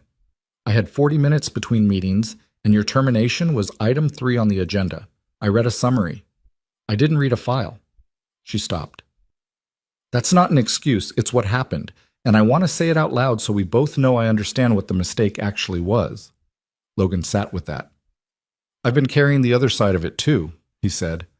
I built something significant and then spent 4 years making myself invisible. That was my choice, for my reasons. But it meant nobody could see what they had. He paused. I could have handled that differently. Why didn't you? He thought about the honest answer. Because being seen was complicated. After Sarah died, he said his wife's name straightforwardly, the way he'd learned to. Being important to a company felt like it was in the wrong direction. I wanted to be important to Mia. He paused. I overcorrected.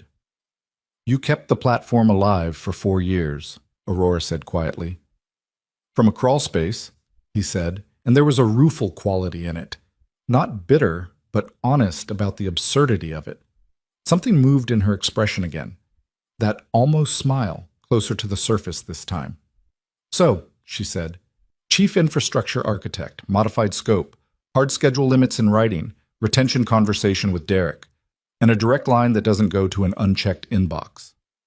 And one more thing, Logan said. She waited. There are families in this city, he said, who are doing what I'm doing. Parents managing a kid's serious medical situation on a working-class salary, navigating a system that was designed for people with more resources and more time than they have.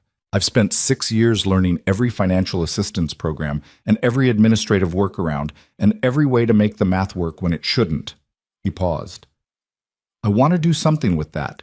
Not personally, structurally, a foundation. Something that helps families access cardiac care for kids without the administrative nightmare. Aurora was still, very still. You want me to fund a children's cardiac foundation. I want to build one and I want it properly funded, yes. As part of your compensation package. As a separate thing from my compensation package. This isn't a benefit for me. It's a benefit for kids who don't have what Mia has. Which isn't much, but it's more than some families have. She looked at him for a long time. The fog pressed against the window. The espresso machine had quieted down, and the coffee shop had settled into its mid-morning rhythm. My CFO is going to have questions, she said. Your CFO can call me. The almost smile became an actual one. Brief, slightly reluctant, but real. You're not what I expected, she said. What did you expect? I don't know. Someone angrier, probably. Someone who wanted to make me feel worse about Tuesday. Making you feel worse about Tuesday doesn't fix anything. No, she said. It doesn't. She picked up the offer sheet, folded it, and put it back in her bag. I'll have a revised offer drafted by end of day, with the schedule terms in writing. And the foundation. And the foundation. She paused. I'll fund it personally, not through the company. I want it to be... She stopped, as if she was deciding how much to say. My mother had a heart condition. She managed it, she's fine, but I watched her navigate... She stopped again. I watched my parents navigate the financial side of it when I was 12. I know what that looks like from the child's perspective. Logan looked at her. There it was. The place where Aurora Sinclair's particular drive had come from, the precise nature of the wound that had shaped the person. He recognized the pattern because he'd spent 8 years learning the shape of his own. "Then you know it matters," he said. "I know it matters," she said quietly. They sat for a moment with that between them. Two people who had come into this conversation as adversaries, or something close to it, and were leaving it as something that didn't quite have a clean name yet. Logan's phone buzzed. He looked at it. A text from Mia.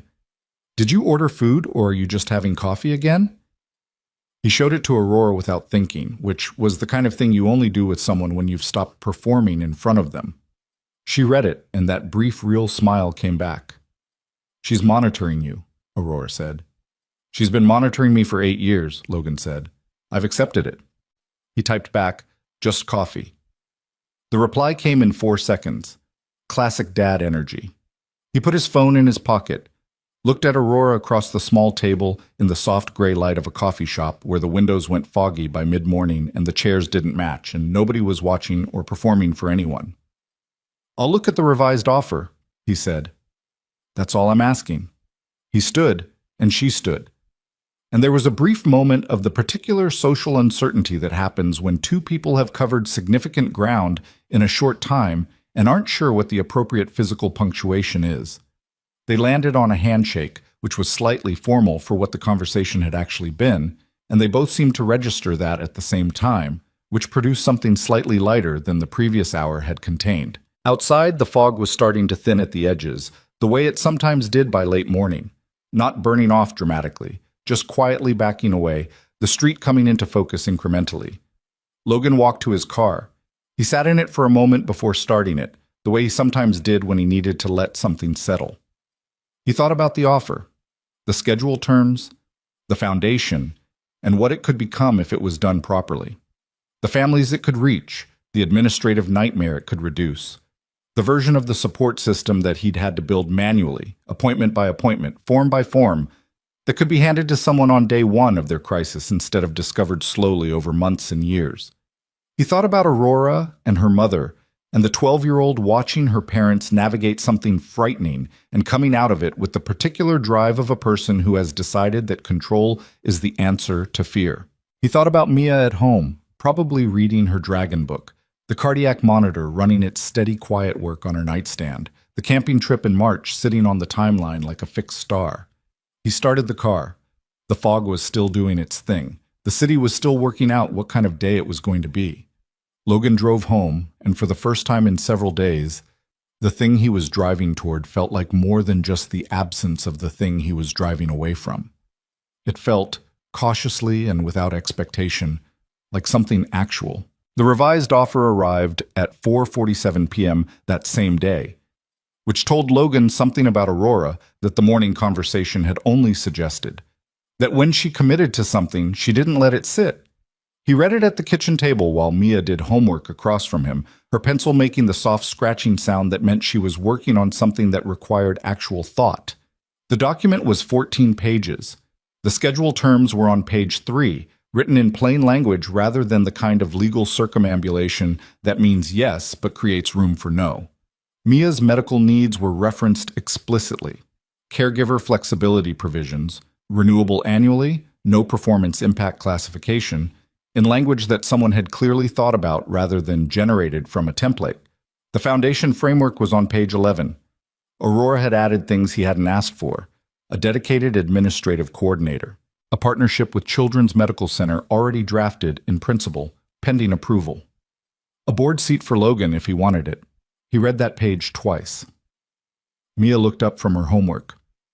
"You're making the face again." "I'm reading." "You're making the face you make when something is better than you expected and you don't know how to feel about that." He looked at his daughter. She looked back at him with the serene accuracy of someone who has had 8 years of close observation and has never been discouraged from using the data. "The job offer is good," he said.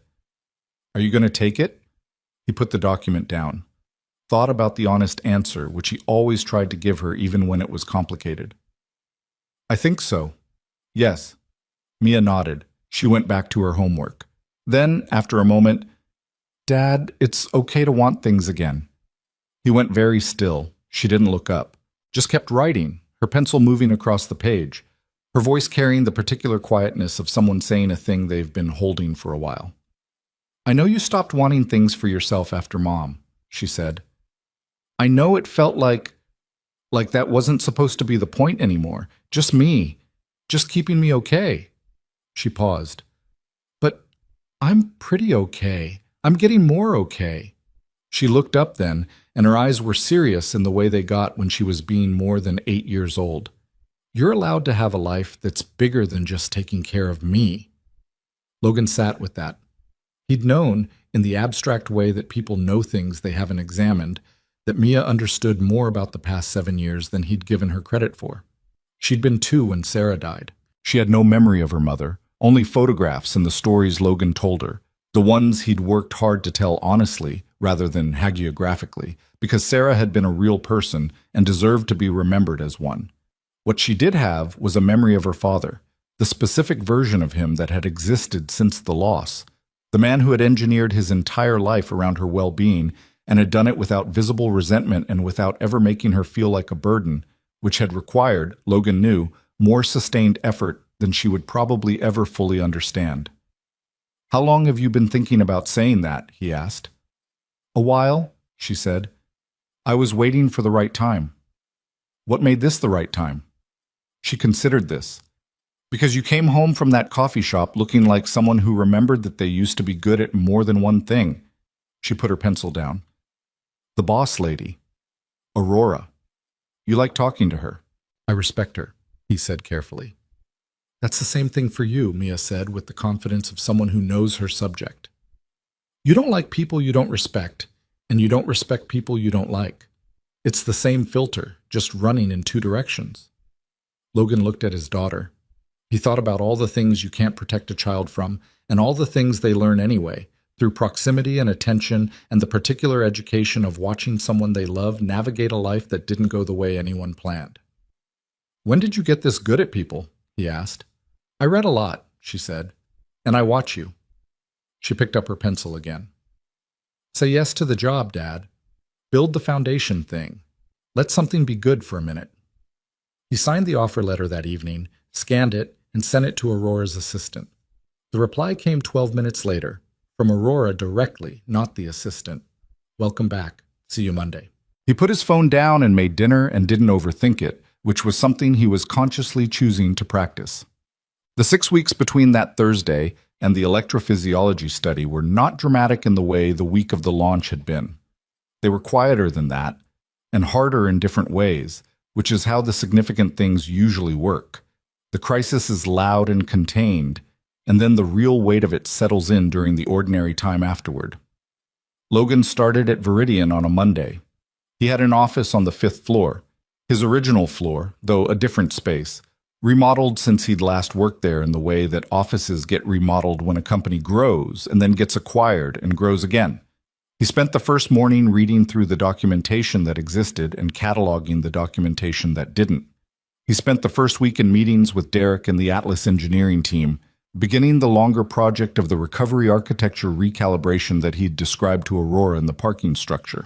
James, the 25-year-old from the diagnostic station, was assigned to the recalibration project. He was quiet in the first meeting, which Logan suspected was still the residue of the self-blame he'd read in Derek's description of the 6-page analysis. On the second day, Logan gave him a section of the original architecture documentation to review and asked him to annotate it with questions. James came back with 41 questions. They were good questions. Several of them identified gaps that Logan hadn't explicitly addressed in the documentation and had simply carried in his own memory for years. "These are good," Logan told him. James looked like he wasn't sure how to receive that. "Some of them are probably obvious." "The obvious questions are the ones nobody writes down," Logan said, "because everybody assumes somebody else already asked them. That's how you end up with a 6-year-old recovery architecture that nobody knows about." He paused. "Write down the obvious questions. Always." James wrote that down, which Logan found both funny and quietly encouraging. The retention conversation happened in the 3rd week. Logan, Derek, and 2 senior engineers who had been at Viridian long enough to have watched the pattern Derek had described. It was not a comfortable meeting. It was honest, which was not the same thing as comfortable. The engineers said things that needed to be said, and Derek listened without deflecting, and Logan mostly asked questions rather than offering answers because he'd come to believe, over a long career in rooms like this one, that the people who are closest to a problem usually already know what's wrong with it. They just need to be in a room where saying it out loud is safe. Aurora sat in on the last 30 minutes, which Logan hadn't expected. She didn't say much. She listened with the particular quality he'd come to recognize in her, the real listening, the kind that changes the listener's position. At the end, she said, "I want a proposal from this group in 2 weeks, not a report. A proposal, specific things we're going to change, and how we're going to know if they're working." The engineers looked at each other with the specific expression of people who have suggested changes before and watched them disappear into processes that produce nothing. Logan recognized that expression. "I'll co-sign it," he said, "the proposal." The engineers looked at him. Something shifted. "Okay," the older one, a woman named Priya who had been at Viridian for 7 years and had twice turned down external offers for reasons she'd described as unfinished business, said slowly. "Okay, 2 weeks." It wasn't a revolution. It was a beginning, which Logan had learned to distinguish from the former, because revolutions are loud and beginnings are quiet, and the quiet ones tend to last. The electrophysiology study happened on a Tuesday in late October.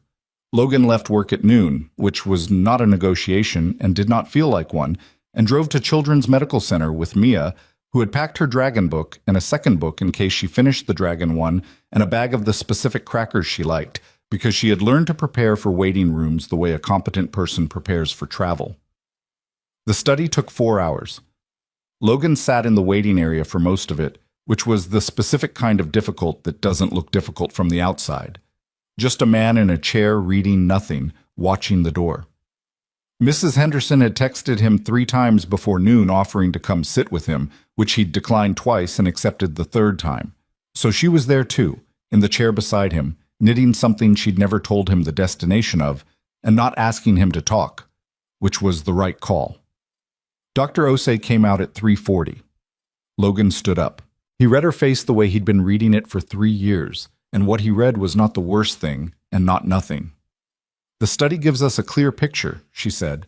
"The arrhythmia pathway is well defined, which is actually good news. It means the ablation has a high likelihood of success. The anatomy is favorable." She paused. "I want to schedule the procedure for 6 weeks from now. That puts us in early December, well before the March camping trip." Logan exhaled.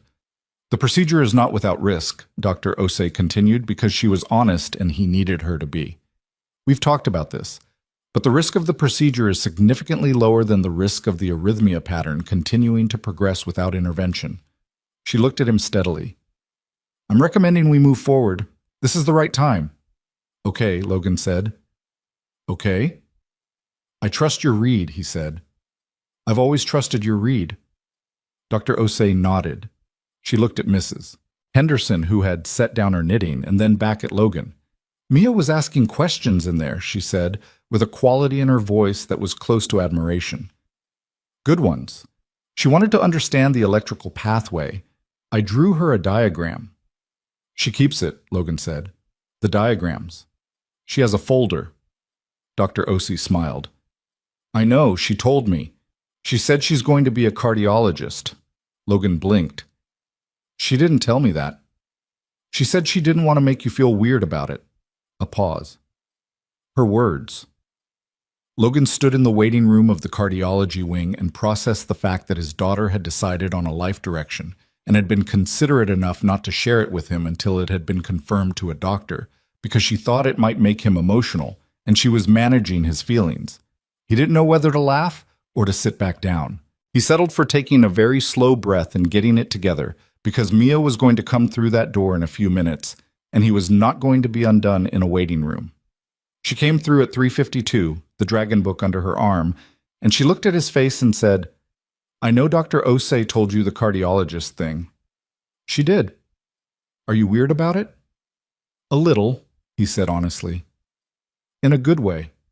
Mia considered this.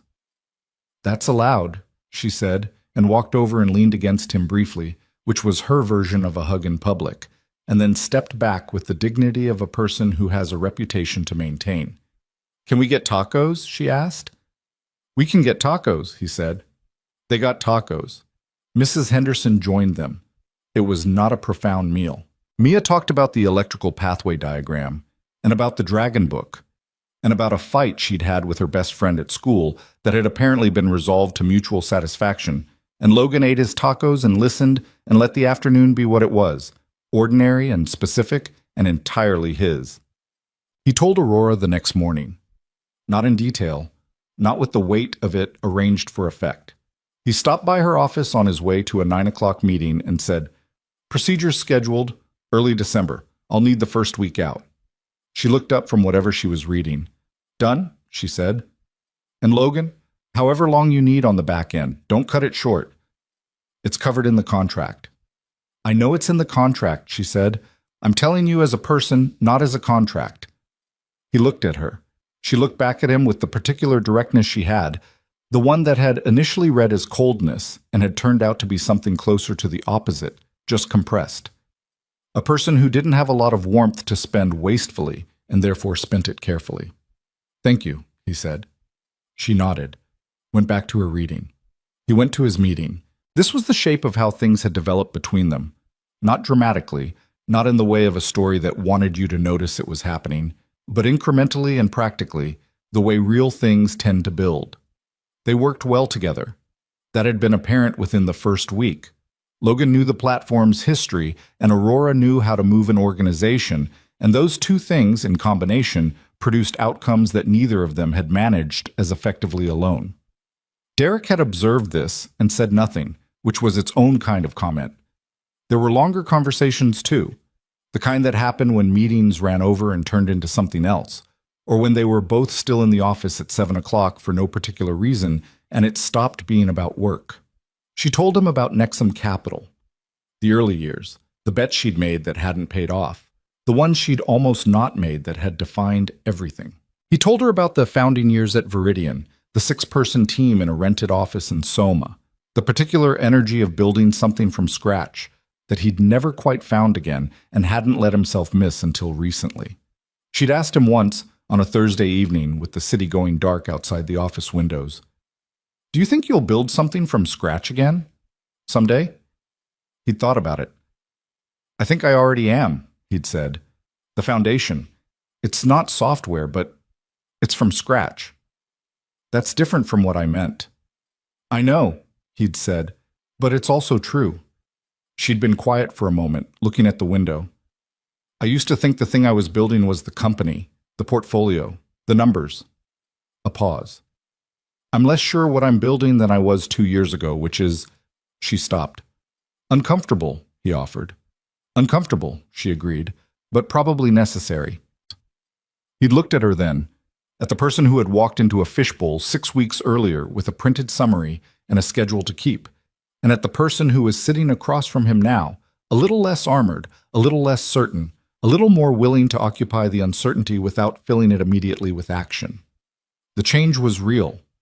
It wasn't finished, and it wasn't performing, and those two things together made it worth something. He didn't say any of that. He just nodded, and they both looked at the city for a while, and that was enough. Odd. The procedure was on a Wednesday in the first week of December. Logan arrived at the hospital at 6 a.m. with Mia and her bag, and the specific crackers, and a new book he'd bought her the night before.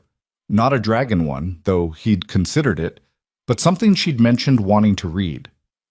She'd looked at it in the car and said "Dad" in the tone that meant she was touched, and covering it with mild exasperation, which he had learned to accept as the warmest thing she reliably offered in high-stress moments. They did the prep. The nurses knew Mia at this point. She had the kind of relationship with the cardiology floor staff that comes from years of appointments and admissions, a familiar face in a place that most people hoped never to become familiar with. She was calm in the way she was always calm in here, the focused, pragmatic calm of someone who has learned that this place is on her side. Dr. Osei came in at 7:15 to walk them through the procedure one more time. Mia listened and asked 2 questions that were better than most of the questions adults asked. Dr. Osei answered them directly. At 7:55, they took Mia back. Logan sat in the family waiting area on the fourth floor and did the thing you do when someone you love is behind a door you can't follow them through. You sit and you wait, and you try to stay in the present tense rather than the conditional. He was not always successful at this, but he was better at it than he'd been at 26, or at 30, or at 32 in a different hospital corridor when the door had not opened the way he'd needed it to. Derek had texted at 8. Thinking of you both today. Not urgent. James figured out the partition recalibration issue. Wants to present it tomorrow. Kid's good. Logan had smiled at his phone and typed back, "Tell him I'll be there Friday." At 9:47, Aurora's name appeared on his screen. Not a call. A text. "Hope it's going okay." No need to respond. He responded anyway. Waiting. "She's okay so far." A pause, then, "She's going to be fine. She's built like you." He put his phone in his pocket and sat with that for a while. At 11:30, Dr. Osei came through the door. Logan stood up, and this time what he read on her face was different from every other time he'd read it in 3 years. It was open, not the careful professional neutrality of managing a family through uncertainty, but something closer to clean. "It went very well," she said. "The pathway was exactly where we expected it to be. The ablation was successful. She's in recovery, she's awake, she's asking if she can eat." Logan sat back down. Not because his legs gave out. He didn't let them. He sat because he needed to be low for a moment, because the particular weight that had been distributed across his entire body for the last several hours needed somewhere to go. "She's going to need monitoring, doctor," Osei continued, sitting down beside him, her voice measured and warm. "We'll watch the recovery carefully. But what we saw in there, Logan, she has an excellent chance of this being a long-term fix." He nodded. He pressed his fingers against the bridge of his nose and held them there for a moment, which was as much as he allowed himself in public, and Dr. Osei sat quietly beside him and did not fill the silence with anything, because she was good at this. "Can I see her?" he asked. "In about 20 minutes. She's in recovery and she's stable. 20 minutes. It was the longest 20 minutes of the year. He spent part of it standing at the window looking at the gray December sky, and part of it texting Mrs. Henderson, and part of it just breathing. At 19 minutes, he was back at the recovery room entrance. At 20, a nurse let him in. Mia was in the bed with the monitor leads and the IV and the thin hospital blanket pulled up to her waist, her hair a mess from the surgical prep, slightly pale in the way of people coming through anesthesia, and she looked at him when he came in with the specific look she only had when she was tired enough for the 8-year-old to come fully to the surface without the pragmatic shell around it. "Hi, Dad," she said. "Hey, Bug." He sat in the chair beside her bed and took her hand, and she let him, and didn't say anything about dignity. "How do you feel?" he asked. "Weird," she said.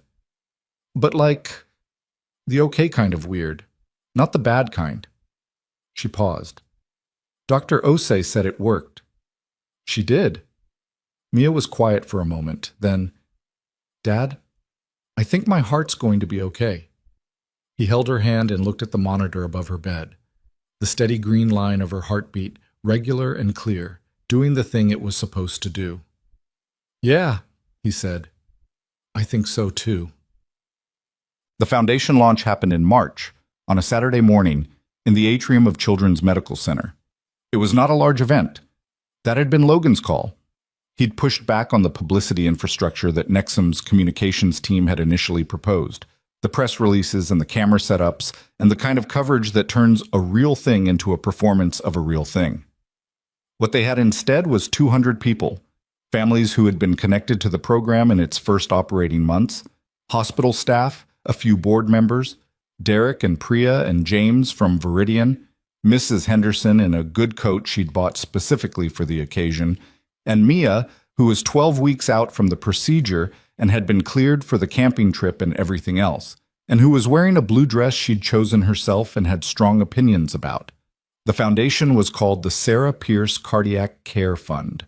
Logan had told Aurora the name 3 months earlier, and she had been quiet for a moment and then said, "That's right," in a voice that had something careful in it and hadn't asked him to explain further, which had been the right response. The program, in its first months, had served 43 families. It provided financial assistance for procedures and treatments, administrative support for navigating insurance and hospital billing, and a care coordinator who could do what Logan had spent 6 years learning to do manually: find the resources, make the calls, know which programs existed and how to access them. It was not a large operation. It was a precise one, built by someone who understood the problem from the inside. Patricia, the financial assistance coordinator from Children's Medical Center who had walked Logan through programs 5 years ago, was on the advisory board. She'd said yes before he finished asking. At 11 o'clock, Logan stood at the podium in the atrium and looked out at the people in front of him. He was not a natural public speaker. He was a man who preferred to communicate through work and through the one-on-one conversations where the words had somewhere specific to go. He'd written notes and then put them away, because the notes sounded like someone else. He talked about Sarah. He talked about Mia. He talked about what the past 8 years had actually looked like. Not the version where the struggle produces the strong person neatly and with purpose, but the real version where you lose someone and you don't know how to be yourself for a while, and you pour everything into the thing you have left, and you make it work through sheer sustained effort and the grace of good people like Dr. Osei and Mrs. Henderson and Patricia, who show up with soup and clear information and the willingness to sit beside someone in a waiting room. He talked about what it had cost to do it without help, not in dollars, though he could have given the number. In the smaller things, the appointments missed because of scheduling conflicts he couldn't resolve, the nights lying awake running the math, the particular exhaustion of a parent who is the only buffer between a sick child and a system that is not designed to be navigated alone. This foundation exists, he said, because I needed it, and it didn't exist yet. That's the whole story. He paused.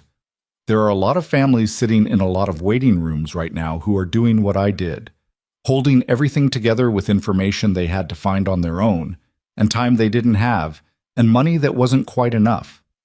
If this program can be one thing they don't have to figure out alone, then it will have been worth building. He looked at Mia in the front row. She was watching him with the focused, clear-eyed attention she brought to things that mattered. My daughter told me something last fall, he said. She told me it was okay to want things again. I've been thinking about that for 5 months, he paused. She was right. It took me a long time to understand that building a life around someone you love doesn't have to mean stopping the rest. That the work you do in the dark counts, even if nobody sees it. That the things you build to last, the careful, invisible things, they hold. They keep holding long after you've stopped tending them. He stopped. I hope this foundation is one of those things. He stepped back from the podium. The applause was not thunderous. It was warm and real, and came from people who had been in waiting rooms and understood what he meant by every word. Doug. Afterward, in the atrium while people were eating and talking and a small cluster of kids were doing something chaotic near the beverage table, Aurora found him near the window. She'd been at the back of the room for the speech, which was where she always positioned herself at events. Not from modesty, Logan had come to understand, but from the habit of someone who preferred to watch the whole room rather than be watched. She was holding a cup of something, and she looked. He noticed this, as he'd learned to notice the things that moved across her face without announcement, like someone who had been moved by something and was deciding what to do with that. That was good, she said. It was honest, he said. Whether it was good, I don't know. When it's honest, it's usually good. She looked out the window at the gray March morning. Your speech, the part about building things in the dark. She paused. I've been thinking about that since October. Since the parking structure, honestly. What specifically? The idea that the most important work is invisible. She turned to look at him.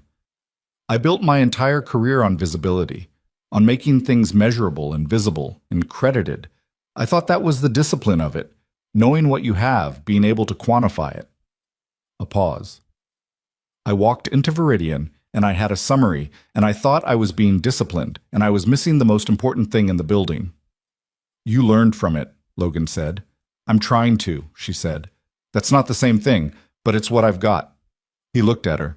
This was something he appreciated about her, had come to appreciate over months of working beside her. She didn't dress up her failures into growth stories. She just said what had happened and what she was doing about it and left the narrative arc for someone else to construct.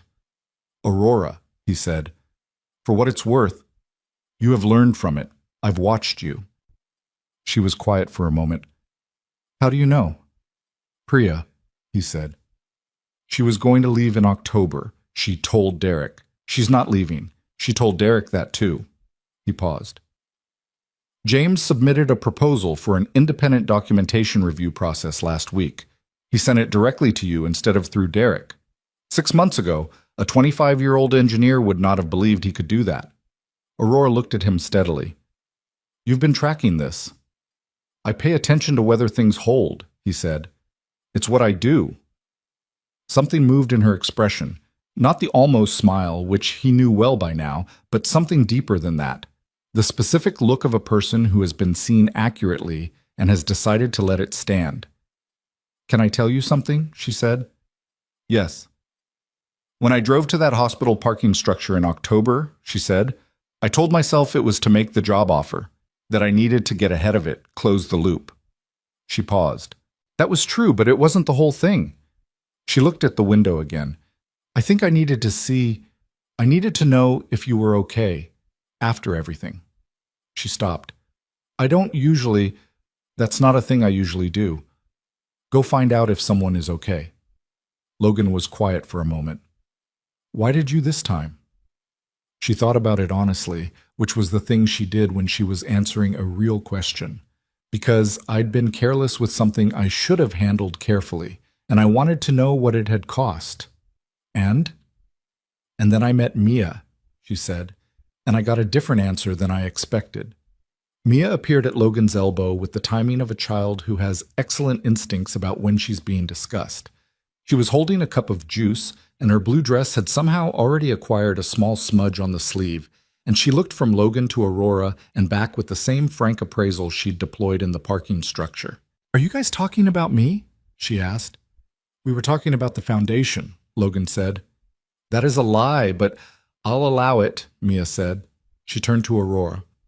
"Thank you for putting my mom's name on it." Aurora looked at her, something in her face that she didn't try to manage. "She sounds like she was remarkable." "She was," Mia said simply. "Dad says she was funny. Like, actually funny, not just polite funny." "That's the harder kind to be," Aurora said. Mia considered her. "Yeah." A pause. "Dad says that about you too, that you're funnier than you let on." Logan looked at his daughter. "I don't think I said exactly that." "The substance was there," Mia said, with the confidence of someone paraphrasing a primary source. She drank her juice and drifted back toward the chaotic beverage table area, and Logan watched her go. The blue dress, the smudge on the sleeve, the particular way she moved through a room, already taking it in. "She's going to be extraordinary," Aurora said quietly. "She already is," Logan said. "I'm just trying to keep up." The camping trip was in mid-March, 6 days after the foundation launch. Logan drove Mia to the school parking lot at 7 a.m. with her backpack and her sleeping bag and the waterproof jacket he'd bought her in October in a moment of optimistic advance planning. She joined her class in the parking lot, and there was the predictable chaos of 28-year-olds and their gear and their nervous and excited parents, and Mia found her best friend immediately, and they engaged in the specific kind of reunion that children have with friends they saw 2 days ago, and Logan stood by the car and watched. Dr. Osei had cleared her for all activities 2 weeks before. Her last monitoring check had been clean. The arrhythmia episodes had stopped entirely since the ablation, which Dr. Osei had described as exactly the outcome we were hoping for, in the careful language of a physician who knew better than to say cured but was clearly not unhappy. Mia had not once, since the procedure, pressed her hand to her sternum in that habitual checking gesture. Logan had noticed when it stopped. He hadn't said anything. Some things you just witness. She came back to him before she got on the bus, backpack on, practically vibrating with the particular energy she had on the best days. 3 nights, she said. 3 nights, he agreed. You have everything? Obviously. Call me if you need to... Dad. She gave him the look. I have my phone and Mrs. Henderson's number and Dr. Osei's number, and the camp has a nurse, and I've been through more medical situations than most adults. She paused. I will be fine. I know, he said. She hesitated, then she hugged him. A real one, Both arms, the full weight of it, which she hadn't done in public since she decided she was too old for it, and he held on for a second longer than she'd probably intended to allow.